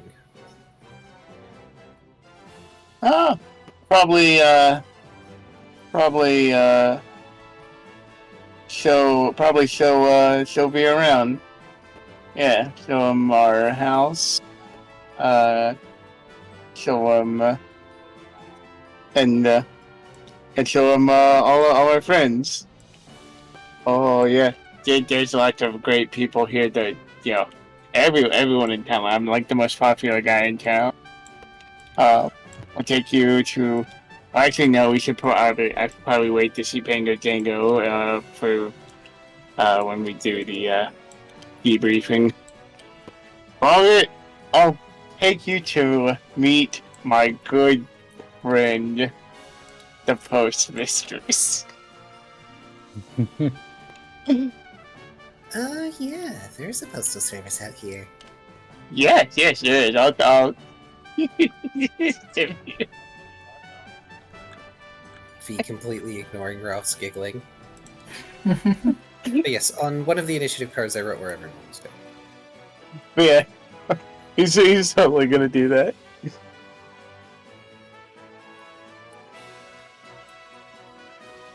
They're probably like my second biggest friend out here, next to my lovely sweetheart Marwell. Do you know her? I think you They do. were literally used to talking live- about them earlier. I wasn't paying attention. Of course, that was Yes. before the session started. Mechanically distributed some items between Tucker's inventory and base storage. That is fair. Where is base storage? Just At our base, I don't know. area. I'm You like can- when we're at Savant, I'm just like, Just yeah, we scroll. can change our items out now, unless I'm mistaken on that, of course. Oh, there it is. It's Yeah, I the put chest. things in the HQ storage. Oh, I guess I should actually maybe put my stuff in the. I just put it above Tucker's inventory, the stuff that is Tucker's that he's not holding on to. But I could actually put it in base storage too. Let me see. Oops. What's in there? Yeah, I probably should though. I probably should actually use the storage we have, mechanically speaking. So I'll put those items there. I actually cannot right-click anything. That's unfortunate. Wow. Really? Do you want me to restart the table? I don't know if that'll help, but Oh, I don't right. need- Y'all have a ton of root salve. we still have that. Make root beer out of that, Ralph. No, it's medicinal. It would taste awful. It would taste. So you're hearing it would taste funky, but it would So feel it's cherry flavor. It would feel funky. Can I put these in while you're... Oh, God. Apparently not. I've learned my lesson. Go ahead and try now. I learned my lesson. Hold on. Let me reorganize these. I believe the Dream Eater bits can be left out because they're going to be used in the forge. Mm-hmm. Same with... Oh, go ahead. Sorry, I was also going to look at it. It wasn't there. Are all these items... Yeah, like, we have a lot of items above the house blueprints. I assume those are storage items, right? Yeah, yes, but these are being used in the forge. Oh, that's why they're separate. Okay. Yes. Just like... The Razor Fang and the Diamond. Yes. Oh, should I? Yeah, I guess that makes sense too. I realized that there's some people put their winter clothing literally in the their rooms. Should I just put those in HQ storage to make it a little less cluttered? Yeah, it works. Do you guys Yeah, mind? you can do that. That's fine. Because I was like, you know what, I should move my move cards, or the item cards that Tucker had into storage. So, yeah, we should consolidate. Unless, of course, it has a reason to be out. Like, for instance, the Forge, the Lumberry Tree, and the Tent all have physical reasons to be on the map, so... Yes. Yeah. The tent is Liars, question mark? Yes, that is Liars. I Starting to remember. get a little collection of stuff in storage now. Also, like the assortment of paints, the macaroni wheels, the brick of clay, things for the daycare section. In any case, Puppy is very happy to see Tucker again. Gosh, how many days has it been that you all have been gone? It's been over a week. Yeah, I was gonna say like a little over a week. Yeah, we stayed there for a week and 2 days travel. Makes sense. You stayed there for a week, and then there was... no? Puppy. Yeah, over a week. Puppy is growing. They are Imagine- happy. They are very pleased to see Tucker. They pounce the Tucker. Tucker happily surrenders and rolls over, and honestly does a little bit of puppy play with Puppy. Of course, Tucker will, as usual, profusely like whoever was taking care of Puppy while they were gone, because Puppy can be a handful here and there. I believe it was Miltank again. Oh, that's right. Miltank was. Miltank's really great for that. Oh no, Tucker is gonna feel like pain Miltank now at some point. Miltank is fine with it. Is Puppy's behavior changing as they have definitely had a couple weeks to grow up and stuff? Or, yeah, well, a week and a half now. Is their behavior starting to mature at all? I'm wondering. Like, are they... Have they spoken? Yeah, They have not spoken yet. that's okay. Tucker will still talk to Puppy like Puppy could respond. Because Puppy could respond anytime. And also, Tucker learned at that lesson before to not treat Puppy like a wild, you know. Or a feral, rather. Maybe a wild, if Puppy wants to be a wild.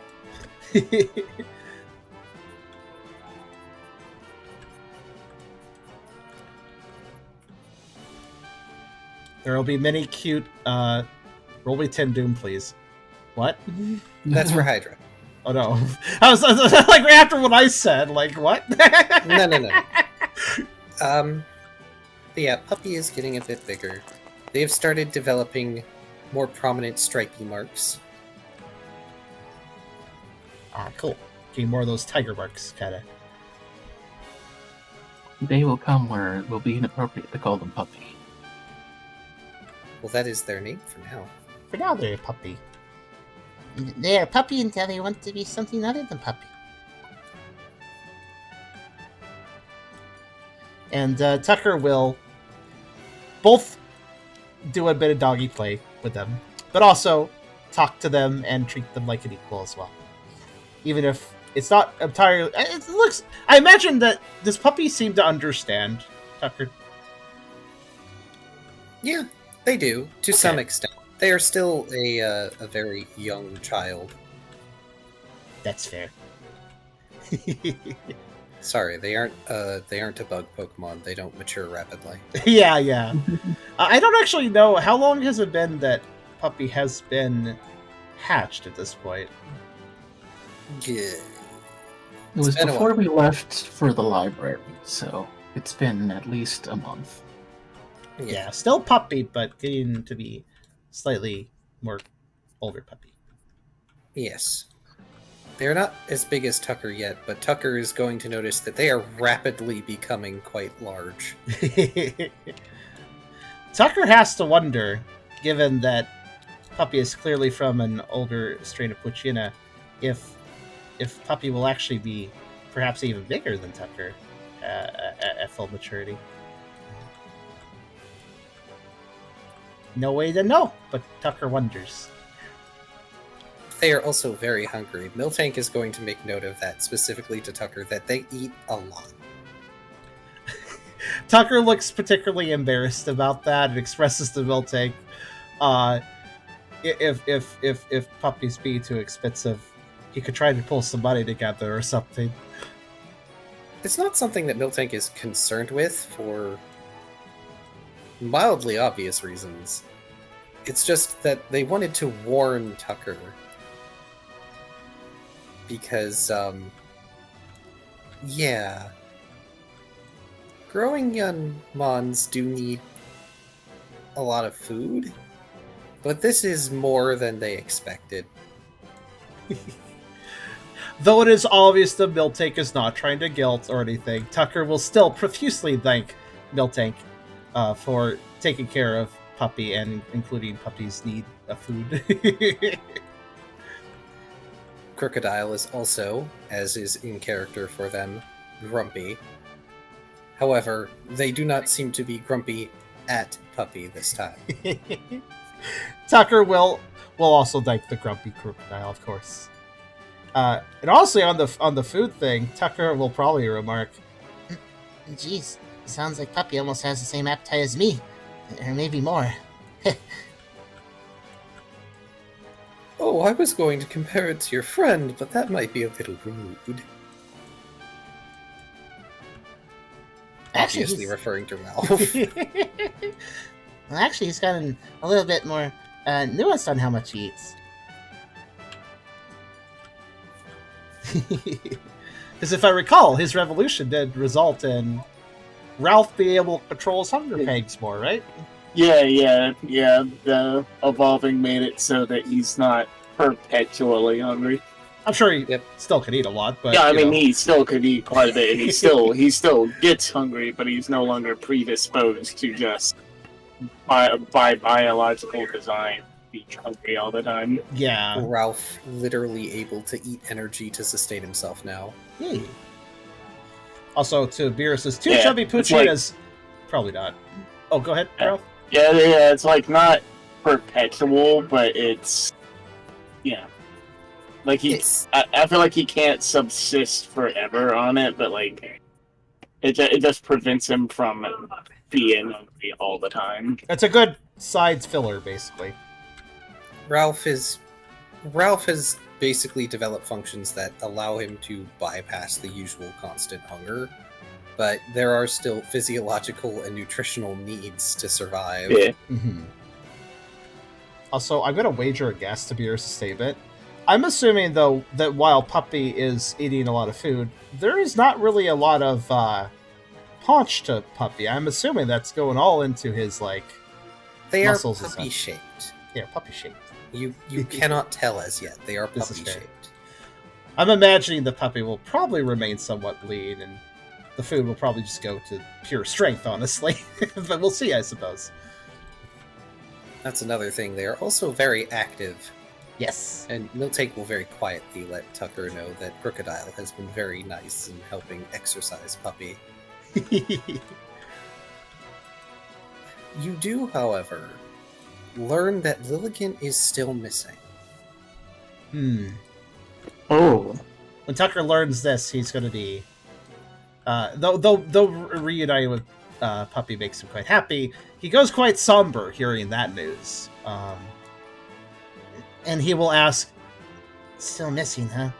Has there been any new developments? Miltank is going to shake their head and explain.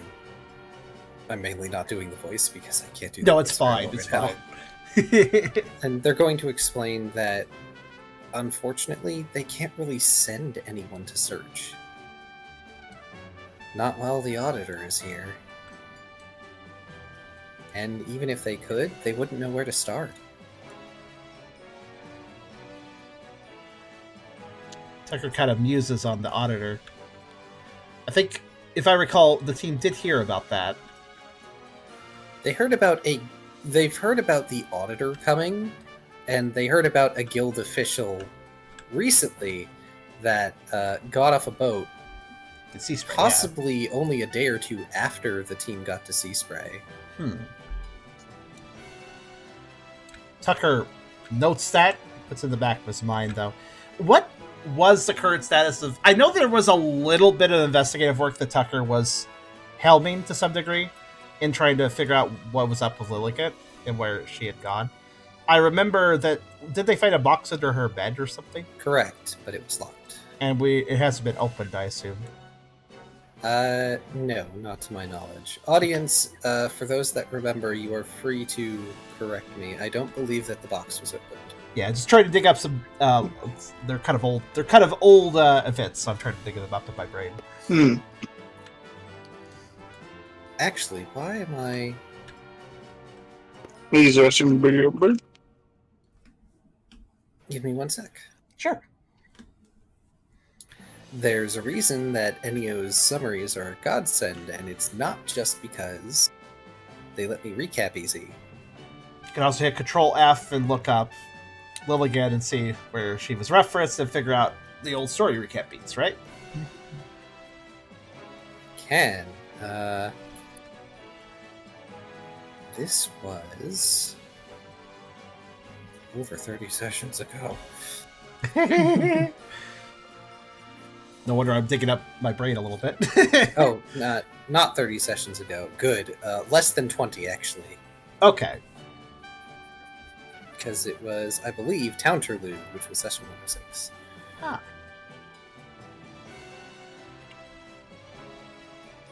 Also, I'm noticing what Kyrio was saying in the chat. Puppet was before the concept of Paradox Pokemon. This is true. And also, I don't personally believe Paradox Pokemon are real. Yeah, they seem to be kind of... I don't know how all that stuff works for Scarlet Vine, but they do seem to be an imagined creature, sort of. So... It makes more sense if they are. Yeah. In my opinion. I feel like Puppy is close... Less like a Paradox Pokemon, more like a fossil Pokemon, honestly. Closer to a fossil Pokemon, really. Yeah, I appreciate that people get excitable over that sort of thing, but Paradox Pokemon are not something that exists in this setting. Not with the current events that are happening as they are, because from what I understand about Paradox Pokemon, it wouldn't make any sense for them to exist as they are. Yes, we have entities like Mercury and the Butler, but they are not Paradox Pokemon. Yeah, they are probably not even Pokemon in the first place. I guess we'll find out. But also, I will just remark, because I know some people will probably think otherwise. I have not played Scarlet and Violet. Wasn't really a big fan of Sword and Shield. I played them to like 110% though, and I basically told myself I'd only be playing the next games if I found them appealing. They do look a little bit better in some ways, but worse in others. I do not care for terrestrialization and all that. So, also the Stellar type, which I didn't realize was even an existing type, seems very, very pointless in how it was designed. Yeah, I'm just mechanically not interested in those games, so... From what I understand, the Stellar type is purely because of the legendary involved with terrestrialization, and that's its only purpose. It's like a really weird type that doesn't behave like the other types. Yeah, I think people are blowing it out of proportion a bit. I think it is purely a unique typing for that legendary. It's not something that's going to be appearing going forward. Yeah, it's probably much like Dynamaxing, Gigantamaxing. It's probably a one-game thing for the most part. Yeah, I think people are a little too upset over it because, like, it's literally just for that Pokemon. That is its gimmick. So y'all don't need to be so upset about it. Yeah. It's not that bad. My only gripe is that my gripes are purely on, like, they could have done a whole lot to better optimize the dang game. Which, by the way, my sympathy to the poor Game Freak devs. I do appreciate the world design a little bit more on that game compared to Sword and Shield. I do feel like that was a step up, bugs aside, but yeah, just I want to play a Pokemon game when I feel like the game actually is less focused on gimmicks, more focused on stuff like tangible mechanics and stuff I care about. But that's aside the point, though. I just wanted to disclaimer that because people assume that I'm completely caught up with Pokemon because I play Pokerole. I've seen this assumption, so I just wanted to clear it up. Yeah, sorry for the tangent, everyone. It was just something that, like, need to finally address it on stream, please. There will not be Paradox Pokemon in this. I understand you're really excitable. If you have your own, like, fan canon, whatever, and you're using this setting, that's fine. But this game is not going to have Paradox Pokemon. Man, that's a shame because the Dinosaur Jigglypuff is, like, weird. A really cool design. It's kind of weird. A lot of them weird me out. I'll be honest. They're interesting though. The dinosaur mons are, I think, way cooler than most of the future ones. Mm-hmm. Anywho, I'm back from the restroom. Okay, I didn't know I'm all that's rested beside up. me then. But yes, I just checked. Yes. The box had a padlock on it with a combination lock. Miltank and Crocodile didn't know how to get into it, and it was left at that. So it could be broken though, like with force. Yes, you could break open the box, but I know that Tucker is not the kind to do that. Well, was there any at all incentive to suggest that maybe that box might hold some clues? I mean, it seems significant, if only because it's got a padlock on it. Tucker would probably like. Tucker's not going to act on this right now, but Tucker would mention to Miltank that he's not sure if his team could react on this immediately still, but suggests that maybe that box should be forced into at this point, just on the off chance that there could be information in it. Yeah, Tucker just didn't really want to break property, but it's kind of a serious, possibly serious situation here. Which Miltank acquiesces to, but they don't want to just destroy the box. So, and they get interrupted by Crocodile, who just says, "Okay, I'm taking it to Klefki tomorrow." And that's just gonna be that. Tucker nods to that, thinking that's a good idea. Yeah, I was thinking silently out of character, like, did we try Klefki? I forgot about Klefki. But Tucker will still say, like, he's going to pass this on to the team, though, and see what Brooke thinks about what they should do on it, if anything. All right. We are going to move on from Tucker's scene. Tucker, you can figure out where you want to go. One last question. Is Puppy well behaved enough to like go around town with Tucker about just dashing off? Do you think they are? Tucker will ask Miltank how behaved Puppy has been, basically. They've been behaved. Okay. But it's a matter of, does Tucker think that it's a good idea? Tucker's going to give it a shot. And I only say this, and the only reason I want to interject is because I believe Tucker will be going to shop a little bit, so he'll probably bring Puppy along. And you can change scenes. I just wanted to say that. Okay. Right then, we are going to move on to Right and Liar. You went to HQ. I essentially went to HQ to drop off my stuff, and then in between Tucker's scene and... Well, yeah, in between Tucker's scene, I went and sold the life orb. After that, I planned on heading to Blaze to pick up the thing. Ah, yes, the thing that I forgot to make.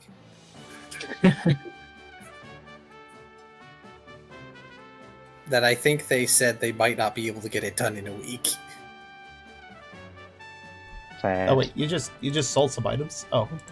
Yeah, Right sold the life orb. They were the first one to sell it, and the highest price they were able to get was 500. Fair. Oh, I see that right there. You wondered why I asked for Doom Dice. I was using that as a percentile. Mm-hmm.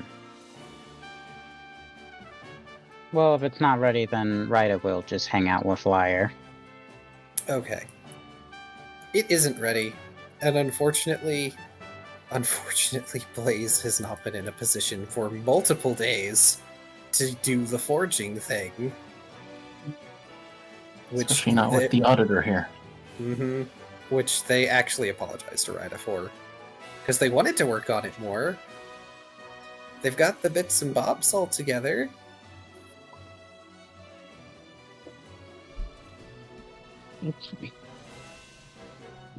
Ryder will hang out with Liar, just sort of chatting idly while messing with the spectacles. seeing if they can somehow attach the lenses to it while also keeping the regular lenses intact.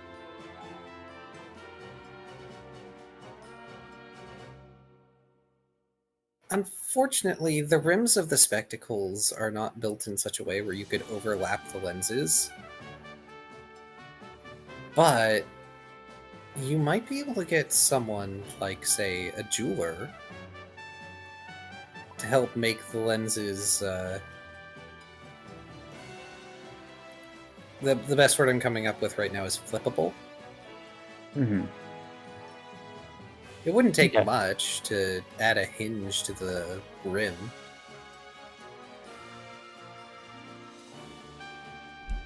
There's no jewelers here, are there? Nope. The closest Lovely. thing is the mistress, and they do not specialize in that. Okay. Well, if that doesn't work, Does Rita technically have the materials to make some sort of poison tonic using the dragon remains?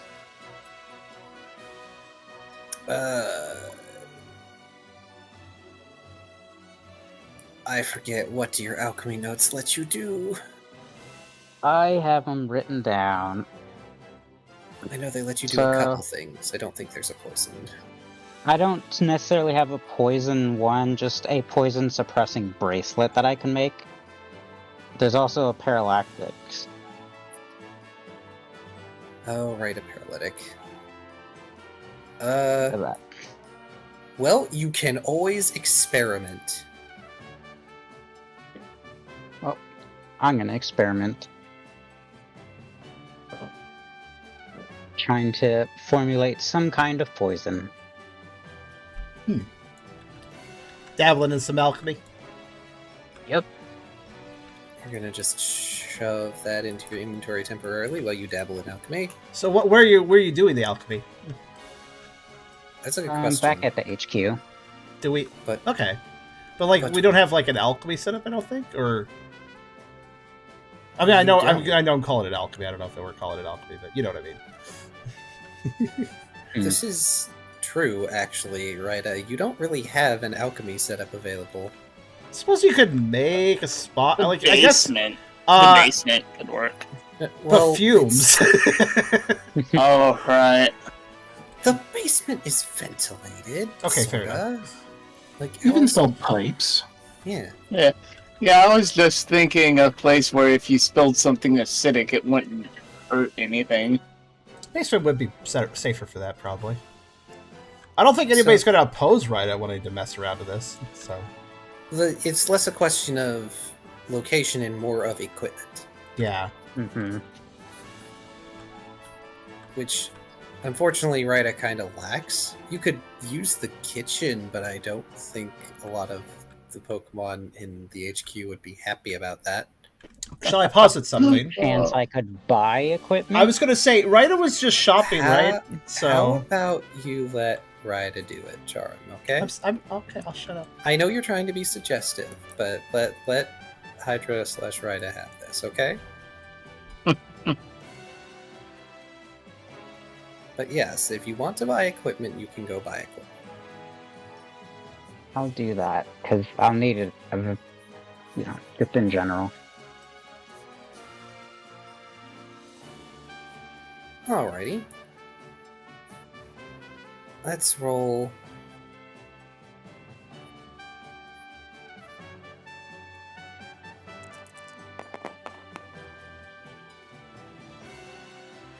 Oh, that's terrible. Well, you find an old cauldron in the bazaar. In fact, it's currently being used by a certain Kakuna to hold, like, clothes in.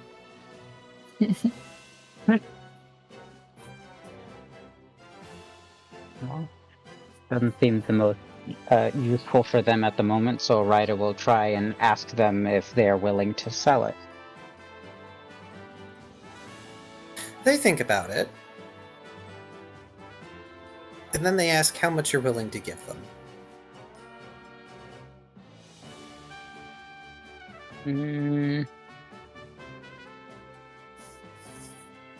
I'll go 100 poke. They immediately jump on the deal.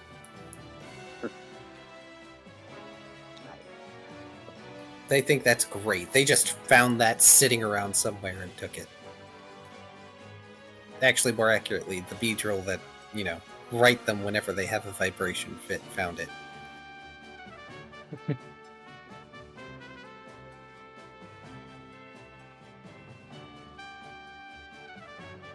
Let's see, let me make you a card here. Also, Wright is not very stingy with money, so I don't really care if I overpaid.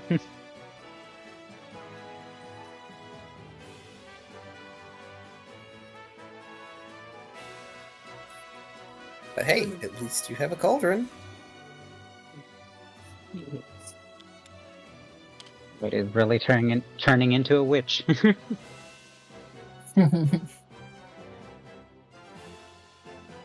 With that, would I be able to start experimenting?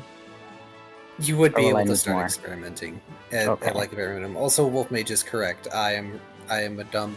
The Kakuna did evolve into a beedrill.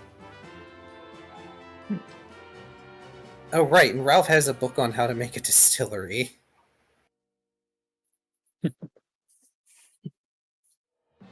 That I do.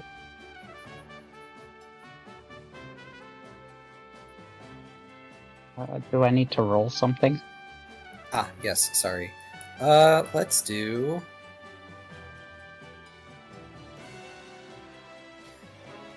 This would be... a smart contest logic roll. Okay. 12 dice. Oop. Roller. It's not working. I'll try the other one. Other one works. Oh, it only rolled 6 and then stopped. Okay. That's fine. Yeah, Just go the ahead. rollers aren't working. Oh, now it... Okay. Huh. Don't understand what's happening. 1, 2, 3, 4, 5, It keeps randomly not working. 11, 12. So, one more. Here, I gotcha. Thank you.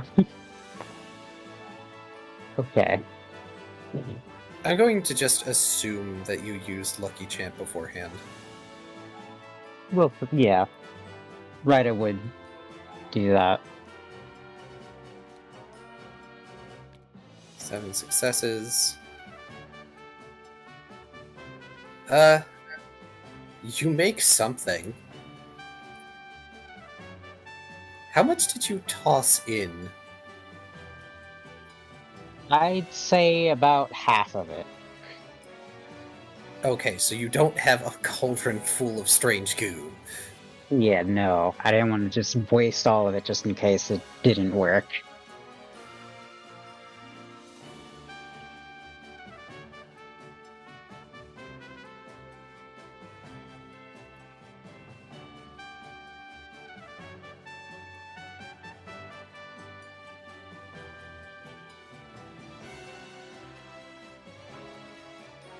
Well, your cauldron is currently full of purple chunky sludge.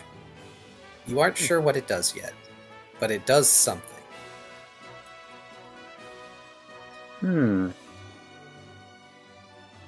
I wonder if Ralph would be a good taste tester.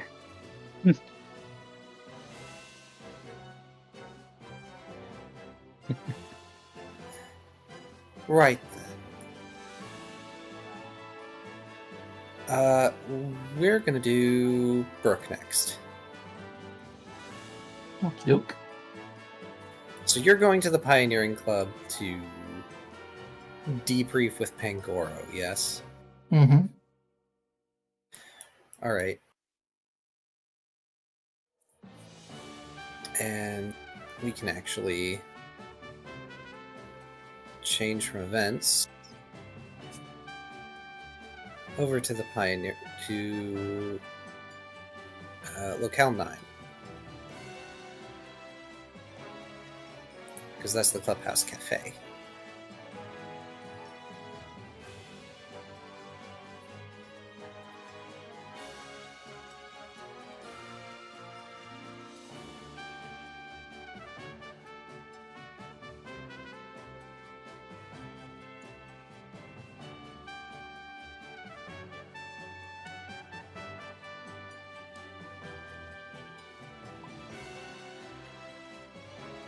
Locales number 9, please.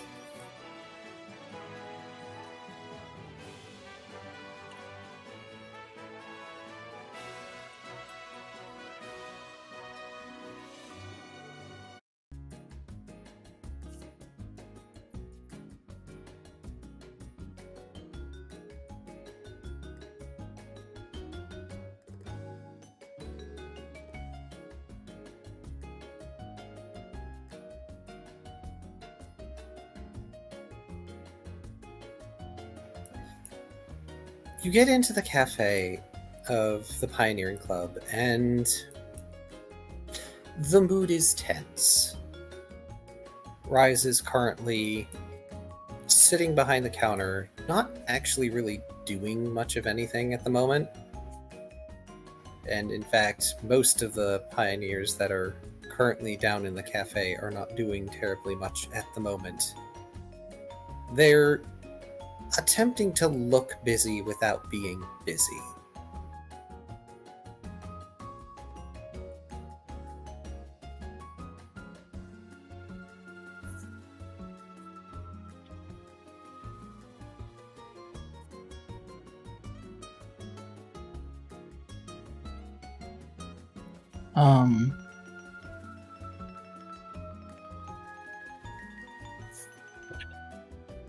Is there anyone else in the area?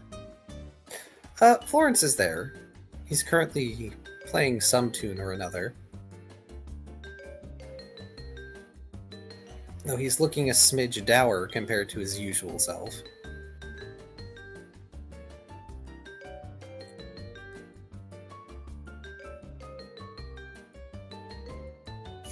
Brooke will look around and say, "Wow, who died?"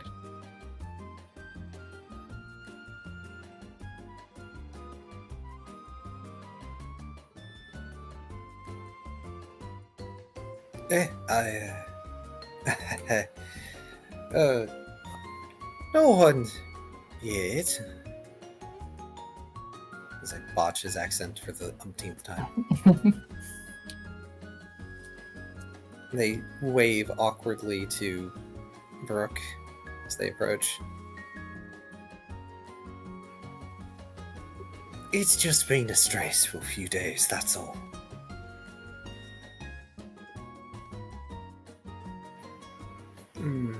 That's putting it mildly. Her eyes leaning on the counter, just casually eavesdropping on the conversation without trying to.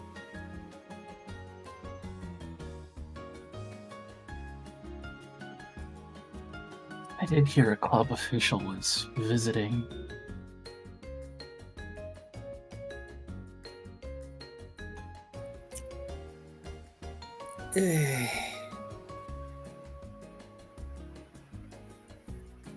Florence is going to shrug and give an apologetic look to what pioneers are in the cafe because his mood's shot. He's not playing music anymore. It's a little complicated, lad. Though I see you've got some fancy new dads. Perhaps you'd like to tell me that tale at some point. Now's not the best time, though. You got it. Speaking of best times, is Pangoro free? Florence and Rise exchange a look. Define free. Well, I'd like to debrief. You might want to wait. Right now, they're currently dealing with our guest. Brooke will sigh and rub his head.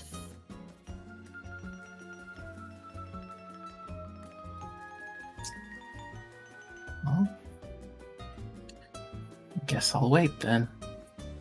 And he'll take a seat. You're in for a long wait, lad.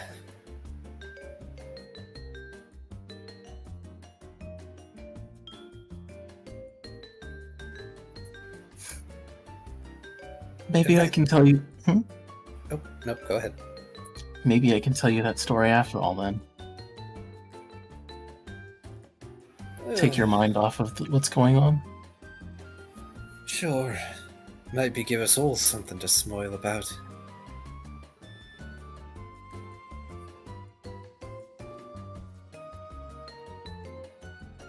And I think Brooke will start talking about what they've been doing.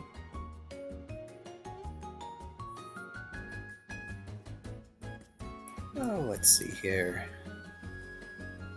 2, 3, 4, 5, 6, 7, 8, 9, 10. Roll me 2 dice, please. Do-do-do-do-do.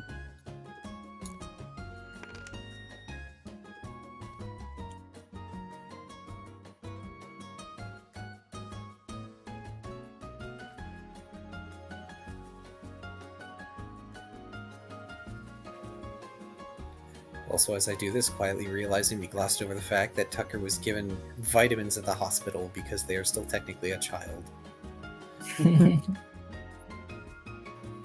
This is true. Would you mind rolling me 1 more die?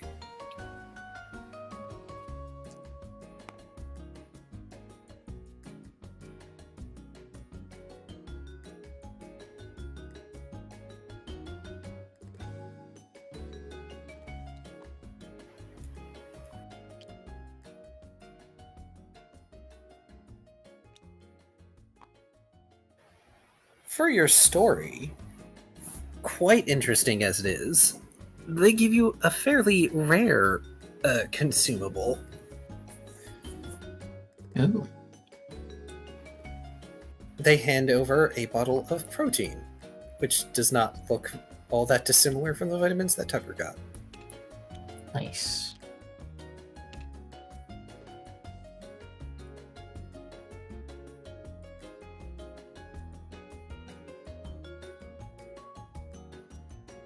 I just busted a drug ring. Is this drugs? Not exactly that. It's a supplement of sorts. Usually it's reserved for growing Pokemon, but sometimes even us adults can benefit from having it now and then. It might not be permanent, but it's sure to be useful. Alright, I'll keep that in mind. Florence will shrug. Who's to say? Maybe you'll see some lasting effects. Rise, staring at Florence. And where, pray tell, did you acquire that? And that would be none of your business, my fine feline friend. Never ask a bard where he gets his protein. I'm not going to touch that.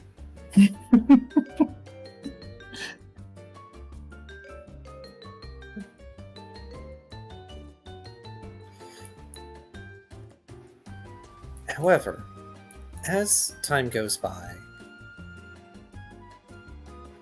you eventually hear a voice from upstairs and the sound of heavy footsteps. But the voice is not Pangoro's. Pangoro is, however, the first down the stairs. Everyone else flinches when they see the Chatot.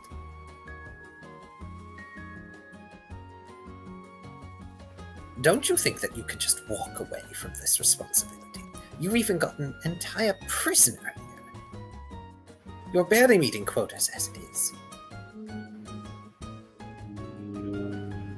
What makes you think that you can handle feeding a prisoner as well? And you still haven't solved the issue with them, have you? Been quite quiet. Where are you even keeping them?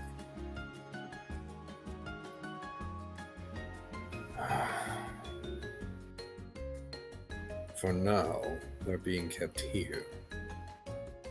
With everyone else? Aren't you afraid they'll just escape? I'm not particularly worried. They were half-starved. I don't intend to treat them as some sort of terrible criminal for something like that.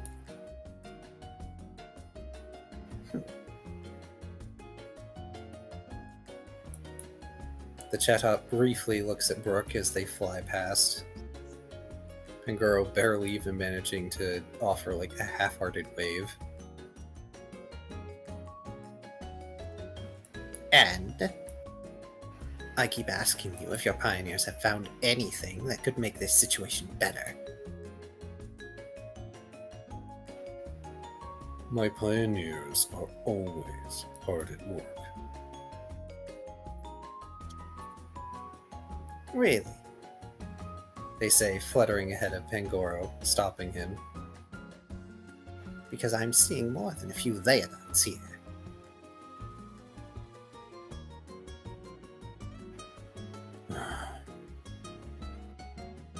Please. I understand that we have not been meeting expectation. And I know that we have been having trouble of late. Well, that's the understatement of the year.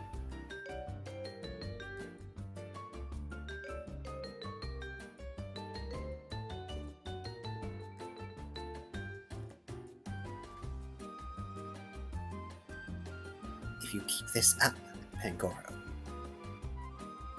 the guilds will send someone else who can actually get the job done.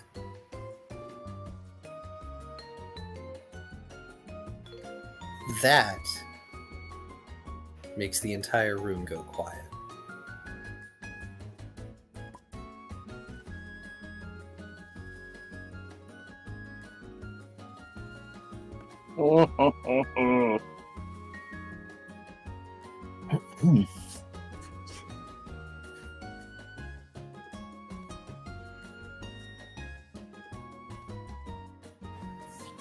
I'm going to let that comment slide.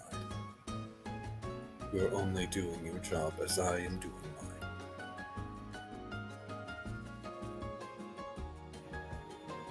For now, I think it would be best you retire to your lodgings, Guild Inspector. We can speak in the morning. From what I've seen, there's less and less to speak about. More and more to report, more like. Do as you think is best. The Chatot narrows their eyes. I should hope things will improve soon. Because if you can't come up with anything, the other guilds are starting to think this is just a failed project. And no amount of hemming and hawing or how famous you may have once been will save you. And they fly out of the cafe.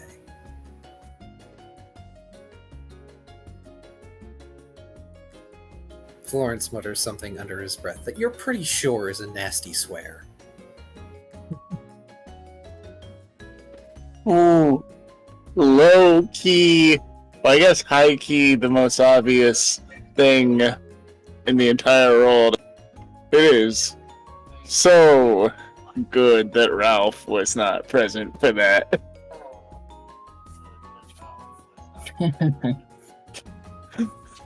Ralph is strong, but he is not strong enough to hold his tongue.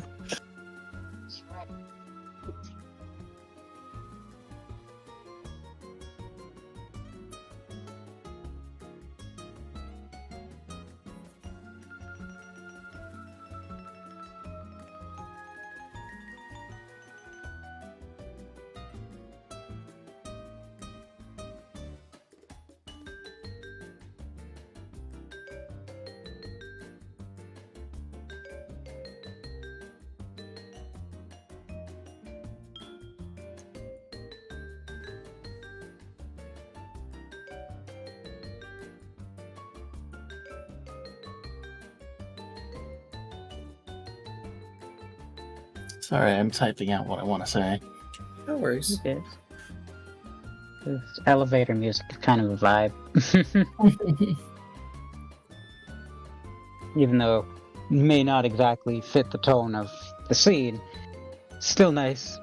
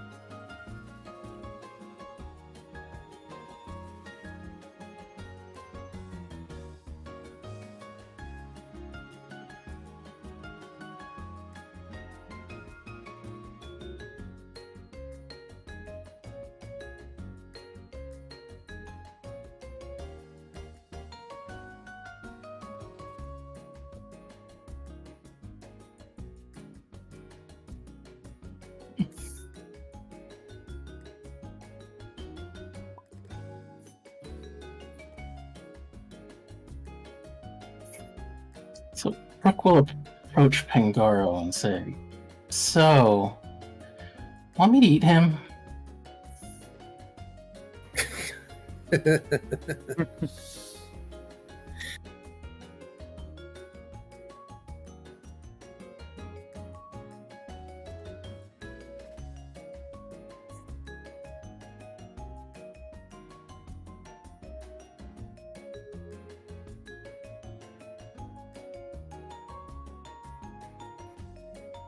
Pangoro will pinch the bridge of their snout and then just put a hand over their face as they go to sit at Brooke's table. It wouldn't solve anything. As much as that sounds incredibly satisfying right now.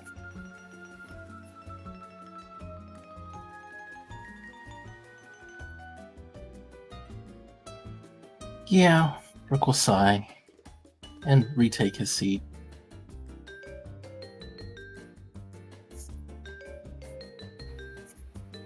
Pangoro will take a moment to actually look at Brooke and notice the coat. You look nice. More like a leader than I do.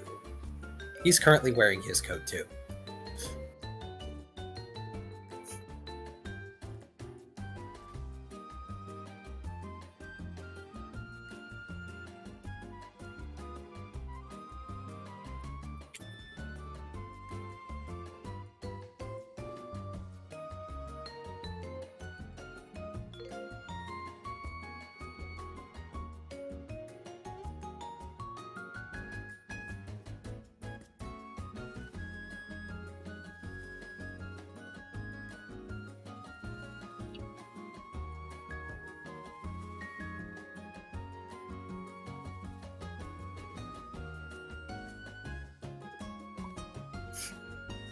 "You look tired, stressed, and concerned about the future," Brooke says.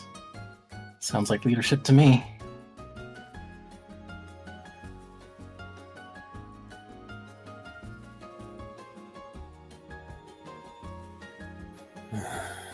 I suppose so. Well, this is...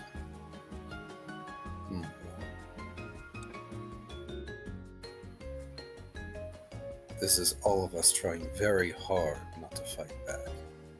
Because that would not end well.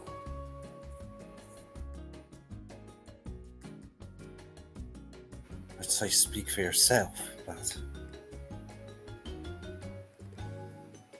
Florence tilts his hat down just a bit. Even though I'm not that stupid.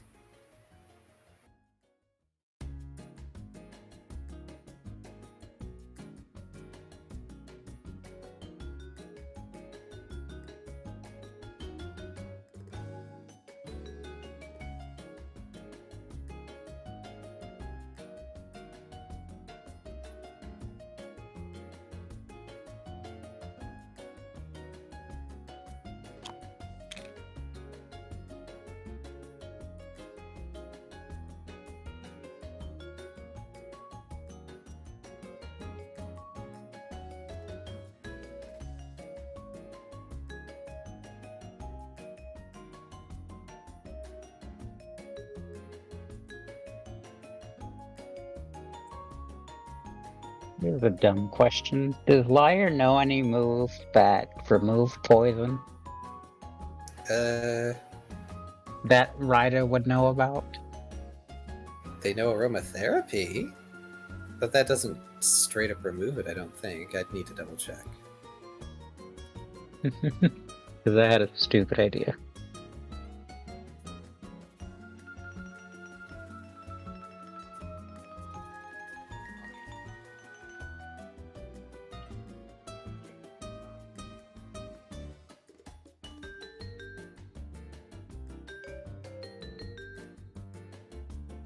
Let's quickly check this.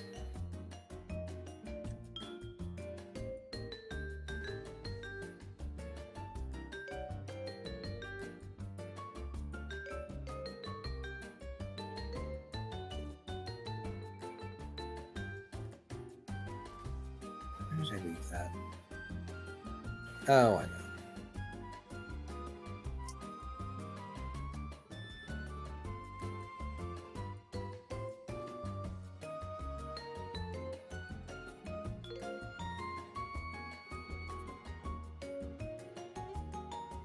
Let's see. Oh no, it does cure. It's low accuracy, but it cures themselves and allies of burn, freeze, paralysis, poison, and sleep. So I could do this stupid idea. You very much could do a dumb idea that I have no idea what you're doing. The idea was to taste test the goop. And then if it was poisonous, have Liar cure the poison. So I would know what it does.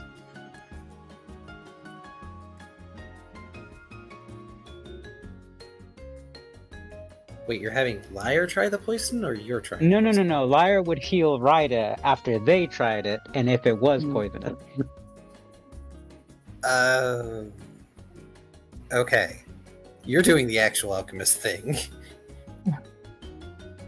Not like they're gonna take a huge swig or anything, but I should just note, enough Bottoms up! to know. I should note that this cauldron probably shouldn't stay in your inventory because it's big, but Yeah. I imagine it was set up at the base somewhere. Wherever they did their alchemy.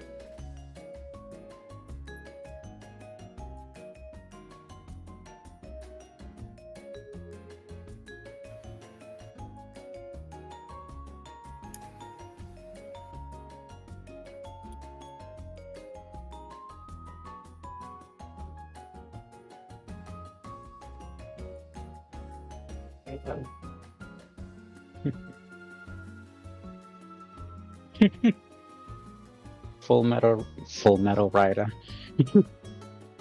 I mean, the alternative was to poison Ralph. He's not here right now. Hmm.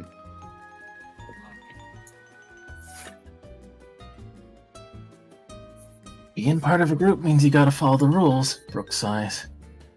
But it's no secret that Savant isn't as successful as we'd like it to be. Even the smugglers seem to think this place would be difficult to support.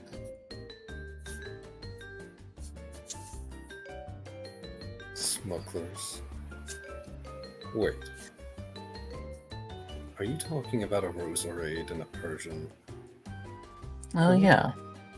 We met them while we were taking down the Mafia.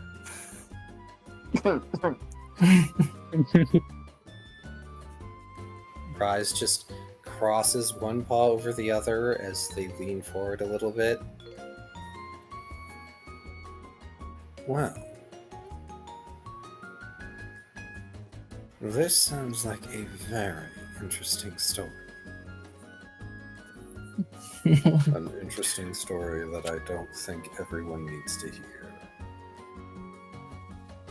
What are you talking about? That sounds amazing. Purloin just suddenly out of nowhere at Brookside.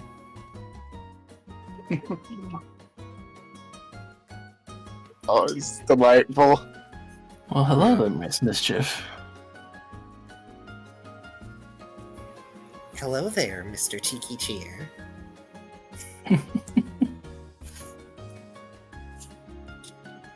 Oh, right, before I forget.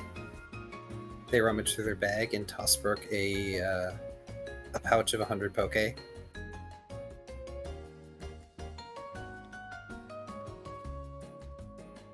Brooke will catch it. Is this my cut? I did make a promise, didn't I? Glad to see you are honorable. Look, I'm a lot of things, but I'm still a cat of my word. That mission was a total disaster. Sounds like yours was way more interesting of a disaster, though.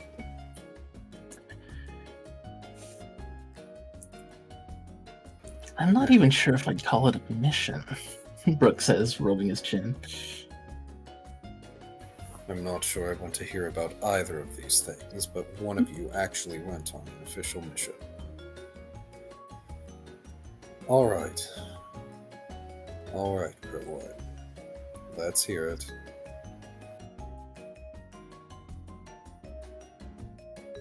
Aw. It's okay, Pango Django. We did a good, kind of. We did a good job, at least. Brooke will smirk at the flinches Pango when- Django. Yeah. Pangoro flinching as Shinx calls him that.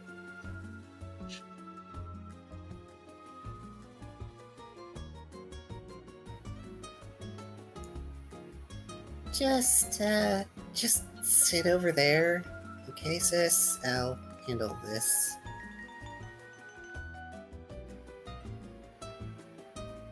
So, we're kind of on a mission to bring some aid to a community outpost, sort of, all the way on the west side of the continent. Like, all the way? Yes. You can't tell me you've been there and back already. I mean, no, but I did some digging. Since when do you... It's a phrase.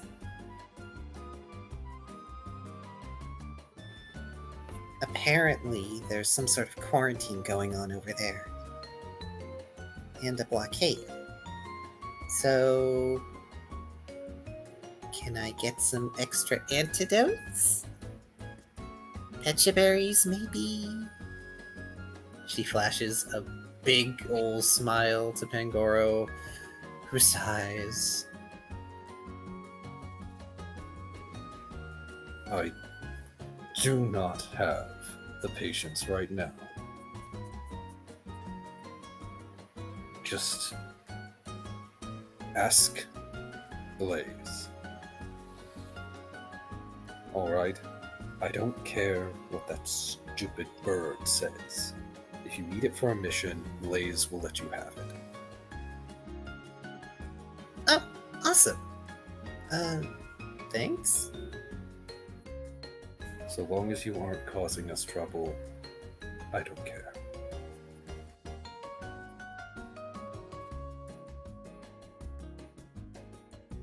Look, kind of why I'm trying to get out of your hair right now. Well, just as they scoot bit by bit towards Blaze's office/closet.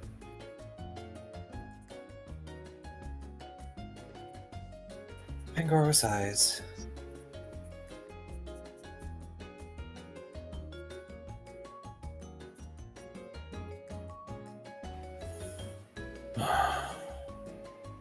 Okay.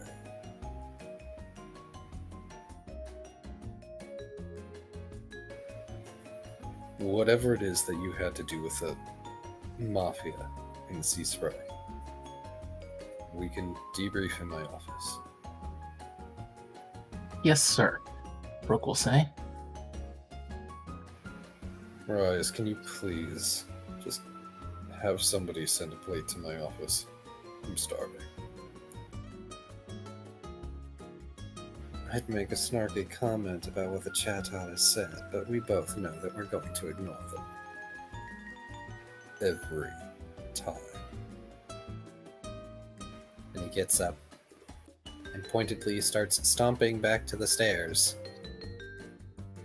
Nobody blames him.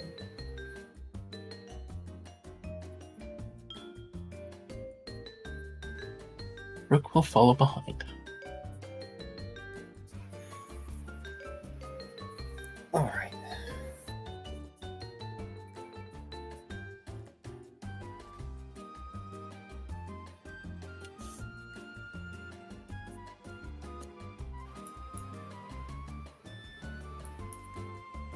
Probably a good time to change music again.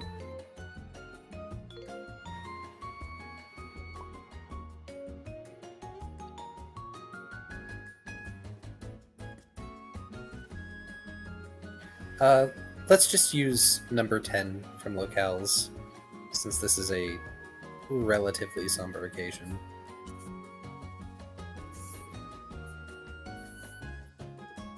At least starts that way. Number 10 from locales, Dirt Trail. Oh, spooky.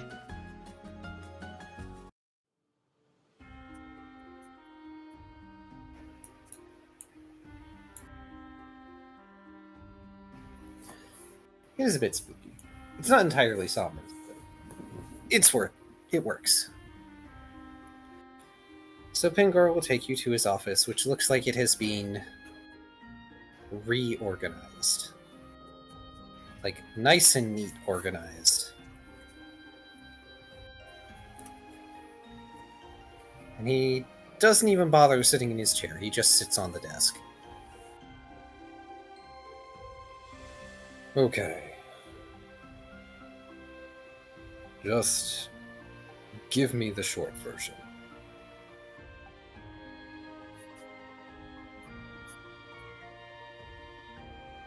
Let me think.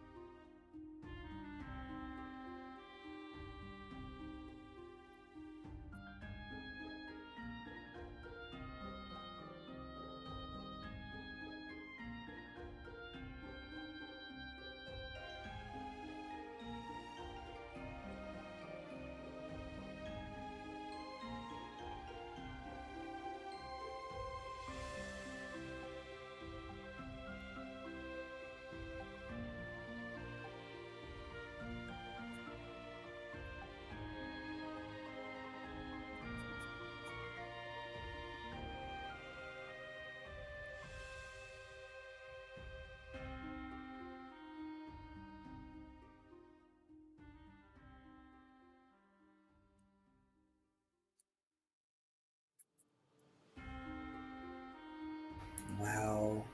Perk thinks. Rida,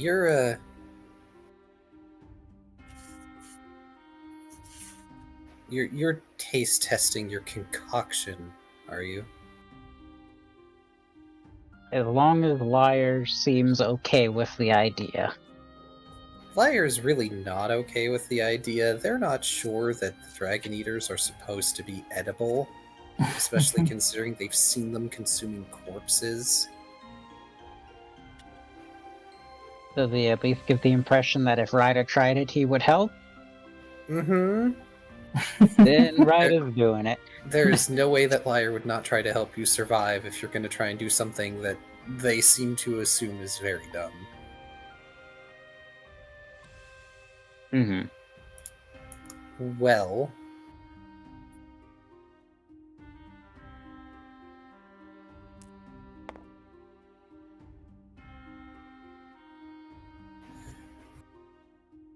How much do you try to consume?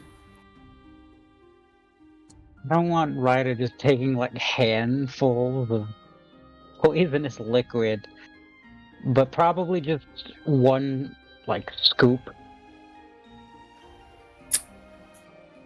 Okay. So, you are now poisoned. As one And- would assume. and you are very much immediately and violently ill.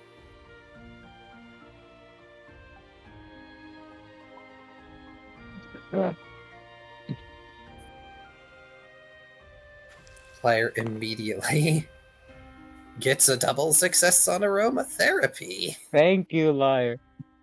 That's why you're my favorite. Well, the poison goes away. Your stomach is now devoid of contents. Fair. They look at you like you just did something that is incredibly unintelligent. And they say something while pointing a hoof at the cauldron, just actually kind of glaring at Ryder right now, giving off the impression of, why would you even think of trying to ingest any of that? Right, just expressing. I needed to test it, and I didn't want to test it on anyone I cared about. So I did it on myself.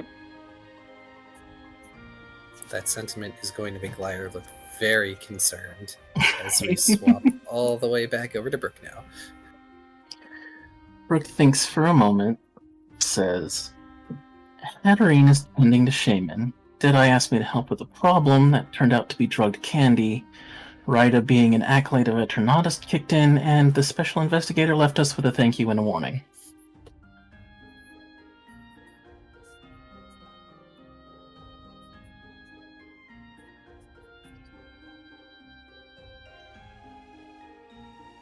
That sounds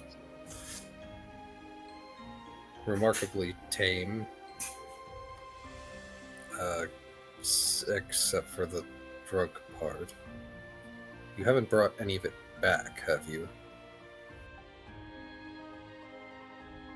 Oh, does Brooke know that they've snagged some? I don't believe Brooke is aware that Ryda snagged candies.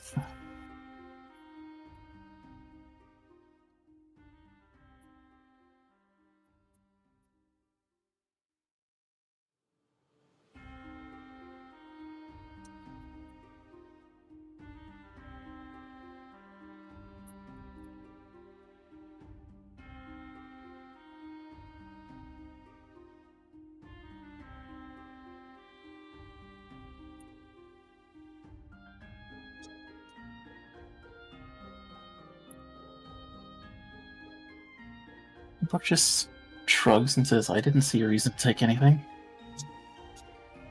Good. I swear, if the guild inspector found anything like that,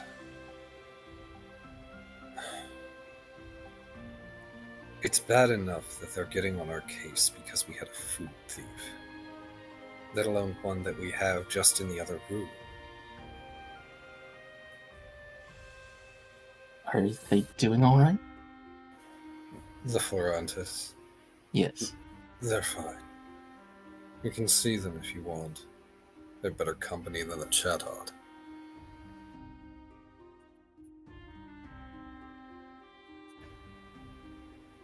That said, now we have 2 missing Pokemon to deal with. And it's been wearing on my nerves just about as much as the bird. 2? Who's missing? You've been away, so I suppose you wouldn't have known. Lilligant has been missing since before you last left. Since before the incident with the Florantis. But Noibat has also gone missing.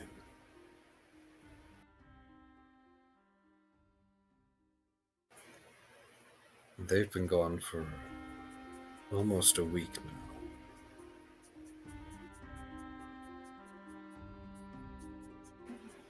I'm sure Rise didn't show it down there, but they've been beside themselves. Honestly, it's been a good thing that Purloin's team has been back. She's been helping keep him sane. Brooke's expression will tighten. And he will ask, do you think Noibat went to look for Lilligren? Honestly, I would say that's likely. But for them to be gone so long, that is strange.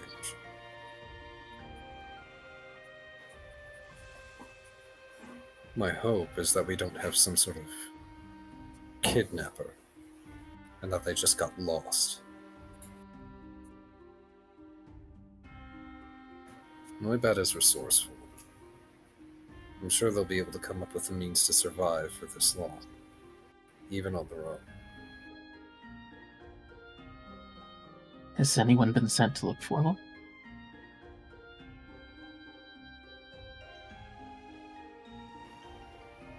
Rise insists that they want to go, but they can't leave, and neither can I.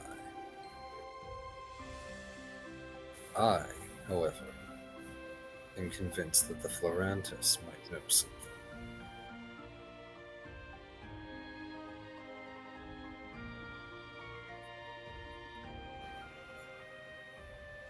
It's a little strange, isn't it? Suddenly we have a food thief. One of the town's favorite little perfumers disappears.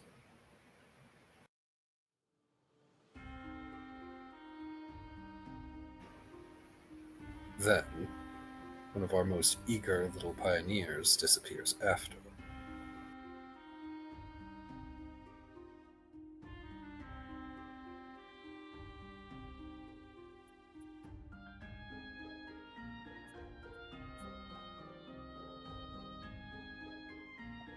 Kind of nods a little bit.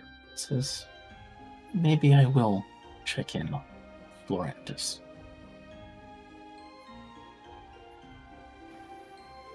Pangara will nod, and he will reach back, open a drawer of his desk, and produce a key. The Chatot seemed to think I was unlocking the door. The advantage of when some higher-up thinks you're stupid is you get away with things.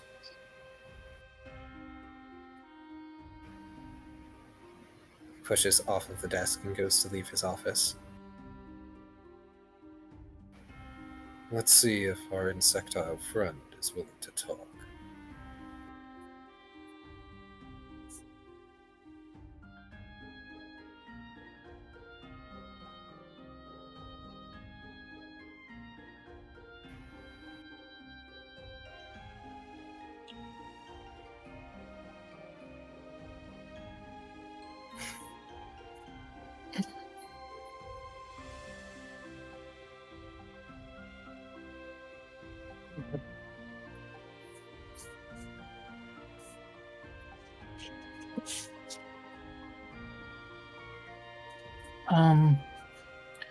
Yeah, Brooke will just follow behind him at this point. Well, in that case, this may be a good place to end because of the time, as well as the fact that energy is running a bit low, and I know not everybody is feeling particularly well right now.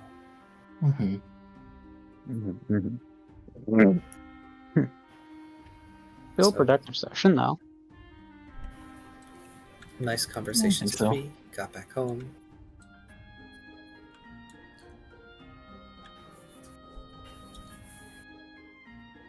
Also, in terms of writing down notes for Ryta's discovery, what would I just put this under? Just general poison or dragon eater specific poison?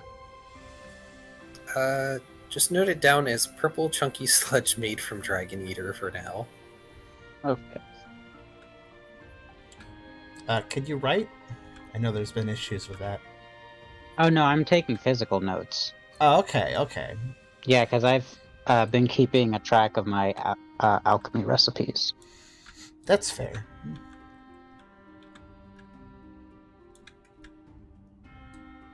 Makes it easier to know what I can and cannot craft, technically. You may or may not notice I reduced the number of slots the Dragon Eater is taking up in your inventory. Yeah. Physical notes. That's how you know somebody's serious about a D&D game. Usually it's the DM I've taking had those. these notes for a long time. That's true. You have brought them up before. I'm just like pondering about it. Meanwhile, me never having made a physical note for any of the games I played, probably should consider that occasionally. I barely take digital notes. Mhm. Physical notes are useful because it's so easy to page to it without having to mess with other things on your computer, you know? So you can have it on your side. It's like almost like a third monitor or a fourth monitor if you have three. So full disclosure, I was at work when I came up with all this stuff going on. So all my notes are on effectively the back of like excess signage things that end up occurring at my work, which is also where I doodle things. So I've just had these things set in my app, like, okay, what do I need to reference now? That's That honestly, is fair. yeah, that seems pretty like a pretty reasonable way of doing it, honestly. At least you have it written down. Most of the time, I'm just coming up with stuff off the top of my head, and then I just have to remember it for the session. I came up with this stuff before you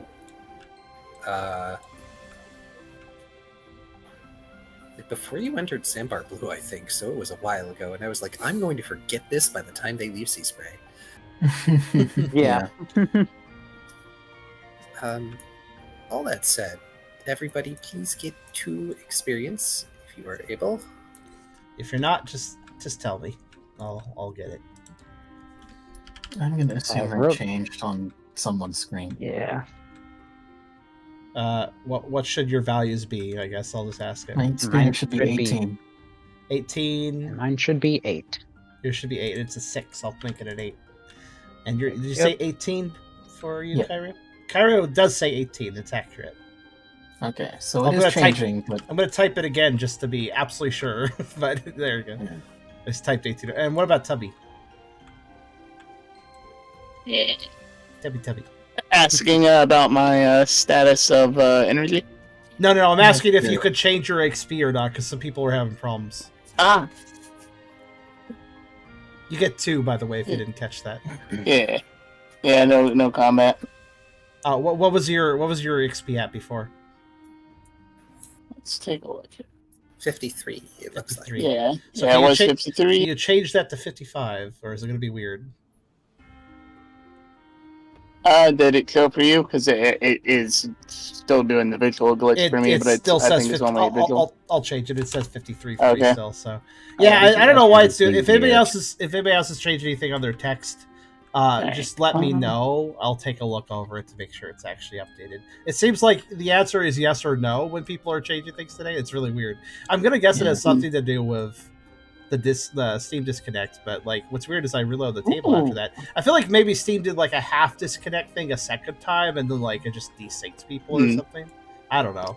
Ooh, so next session I will have enough for Giga Impact. Giga Impact. Yeah. Very good. And next session, after we deal with Fomantis stuff, or wait, is it Fomantis? It is Fomantis, not Florantis. I'm sorry, Fomantis. After we deal with that, we can get to Ralph showing V around and to the postmistress. And we could see if Puppy's going to make a possible scene or not with Tucker's plan on giving them more self-agency, I suppose. if it was a Lurantis, it was like the big bug. Yeah, was the big one. Is that Florantis? It's just Lurantis. Florantis. Okay, I'm sorry. Why do I have it called? I couldn't remember the name. It's okay. Honestly, I'm a little light on knowing that particular generation very well. That was Sun Moon, right? Yeah. Yeah, I Pink don't know. Mantis thing. Some of them I don't know as well as others on that gen. Also, we have the text overlay glitch all the time. I don't see it happen that often in our game, but it does happen here and Yeah, there. from time to time, but From most time of the to time. time it doesn't become a problem. Yeah, but Wow. all right. Well, also, I guess I'll just say this publicly because it does kind of matter to everyone. I'm going to start reevaluating how I do VC streams. That is to say, Pokerole or anything I'm doing multiplayer or anytime I do a single player game and invite people to VC. I'm going to start figuring out how to balance dead air with making sure that I can prioritize other people in the conversation, because I really struggle with that, and I don't want to talk over people so much. I do it a lot, but it's never meant to be hostile or anything. It's the dead air thing. It's this is you don't my want job. dead air. It's my you know what I'm talking about, Tubby. You probably have a similar kind of reflex, I imagine, because you also stream. I know. Yeah. And and I know that. So like sometimes I try to just like. Sorry, I picked a good character to try to push back against dead air. A lot of times when I'm rambling, like I'm rambling because I think it's mildly amusing, but I'm also rambling to like give other people time to prepare their thoughts.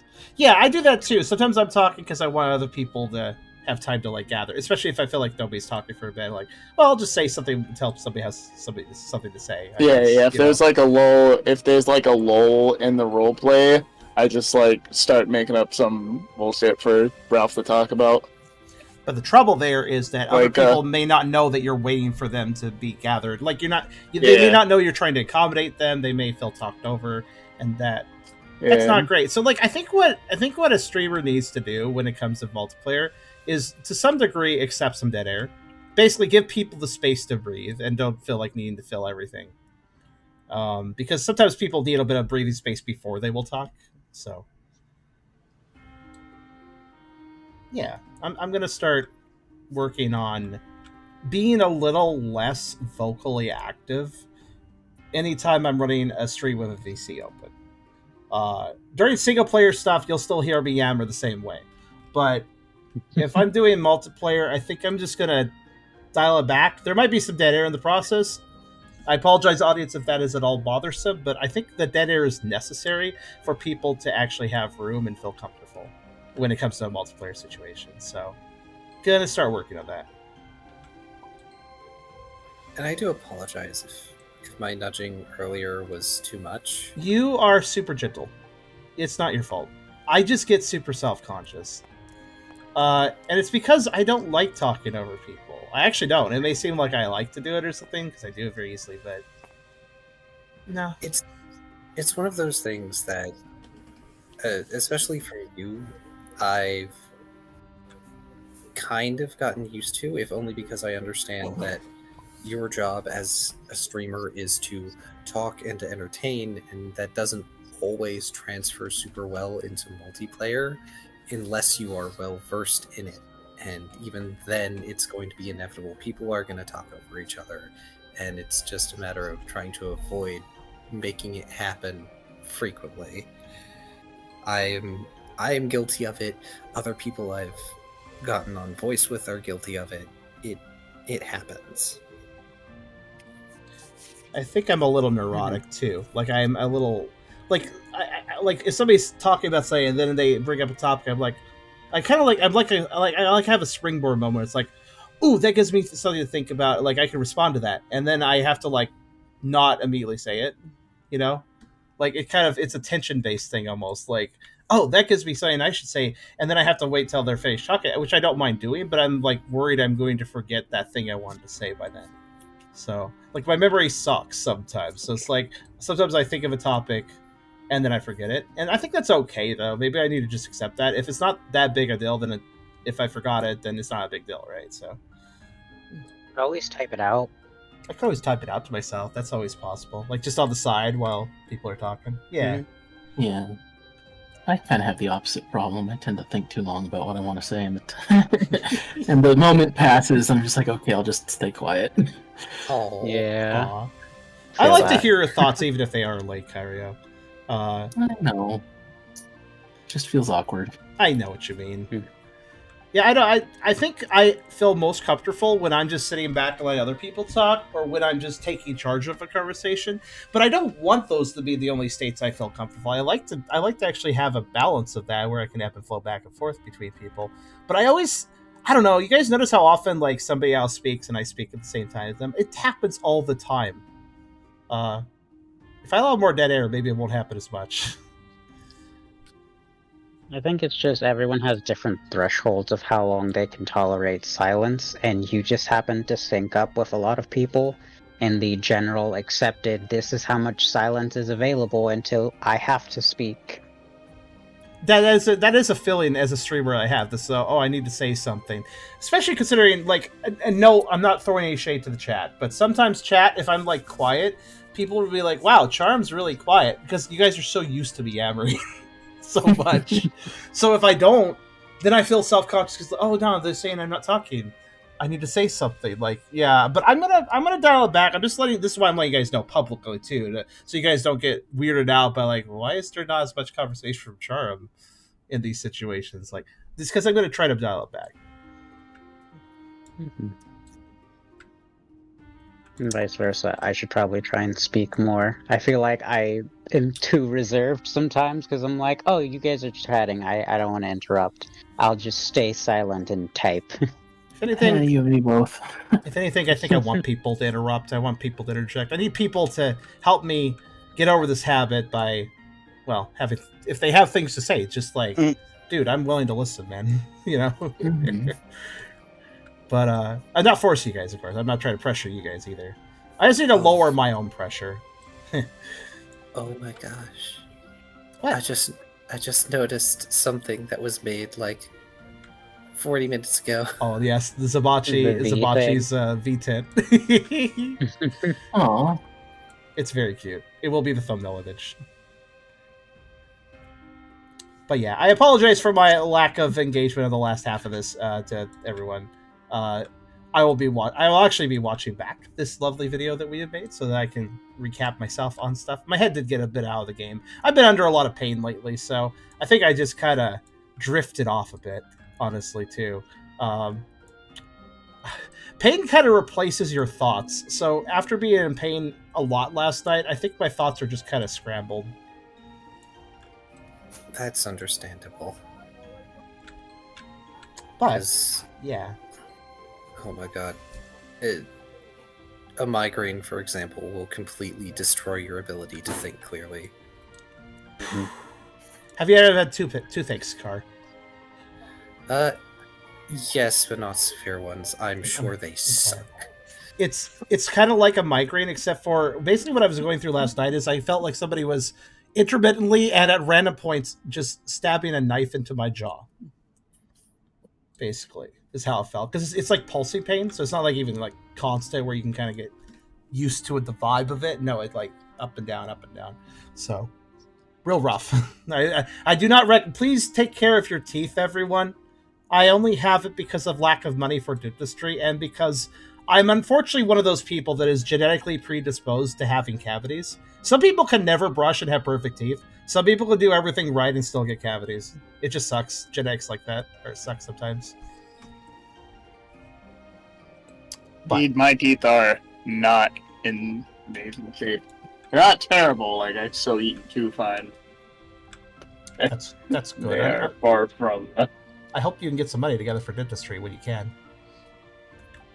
It's a vital thing. I really wish free healthcare covered dental. It just doesn't in most places, but maybe I live in Burgerland. And you live in Burgerland. Burgerland is what we're calling it now. I mean, I guess that fits.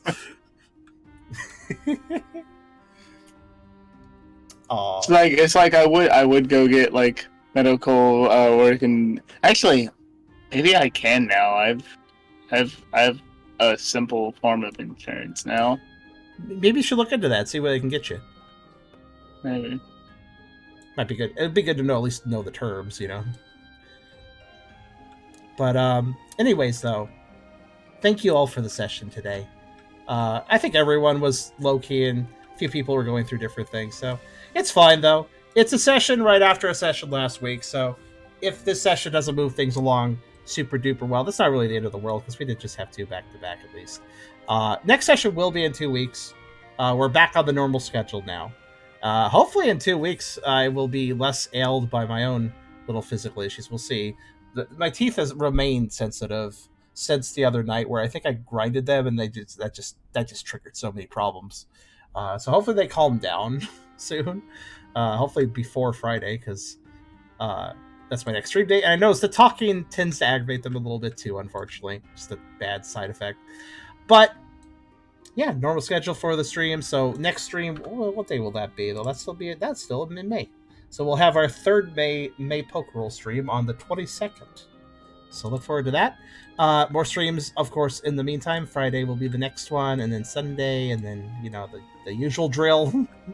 But yeah, any last words, everyone? That sounds ominous. Good night. Hope everyone has a good time whenever you're watching this. Yeah, good night to you too, Hydra. I hope you have a good night. I know you've been stressed too, so feel free to talk to me if you want to about that. Or not. I just hope things get better. Appreciate it.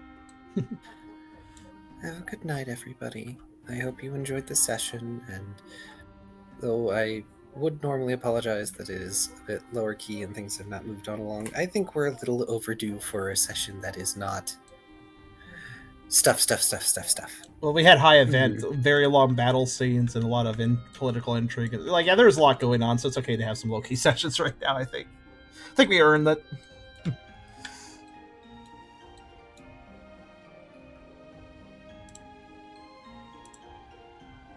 But yes, and thank you, Car, for being patient with me.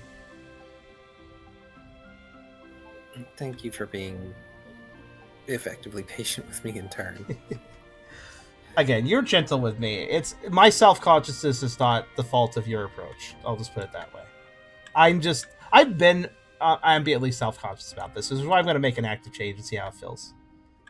It might take a little work to get used to, but I think I can do it if I just try to focus on it. And I think it'll just make me more fun to be around in general, hopefully, for my VC partners especially. So we'll see how it goes. But in any case, I guess that will be the end of tonight's session. So I wish you all a good night. I'll see you all in 2 weeks for more of this. With episode, what will that be? The session 126 next session. More streams come in the meantime, of course. You forgot to ask Becker about payment again. Oh, no, don't worry. We're still in the town. You can do it next time. Just write yourself a note. I haven't forgotten. But in any case, thank you all. You have a good night, and I'll see you all again for more streams very, very soon. Bye. Bye.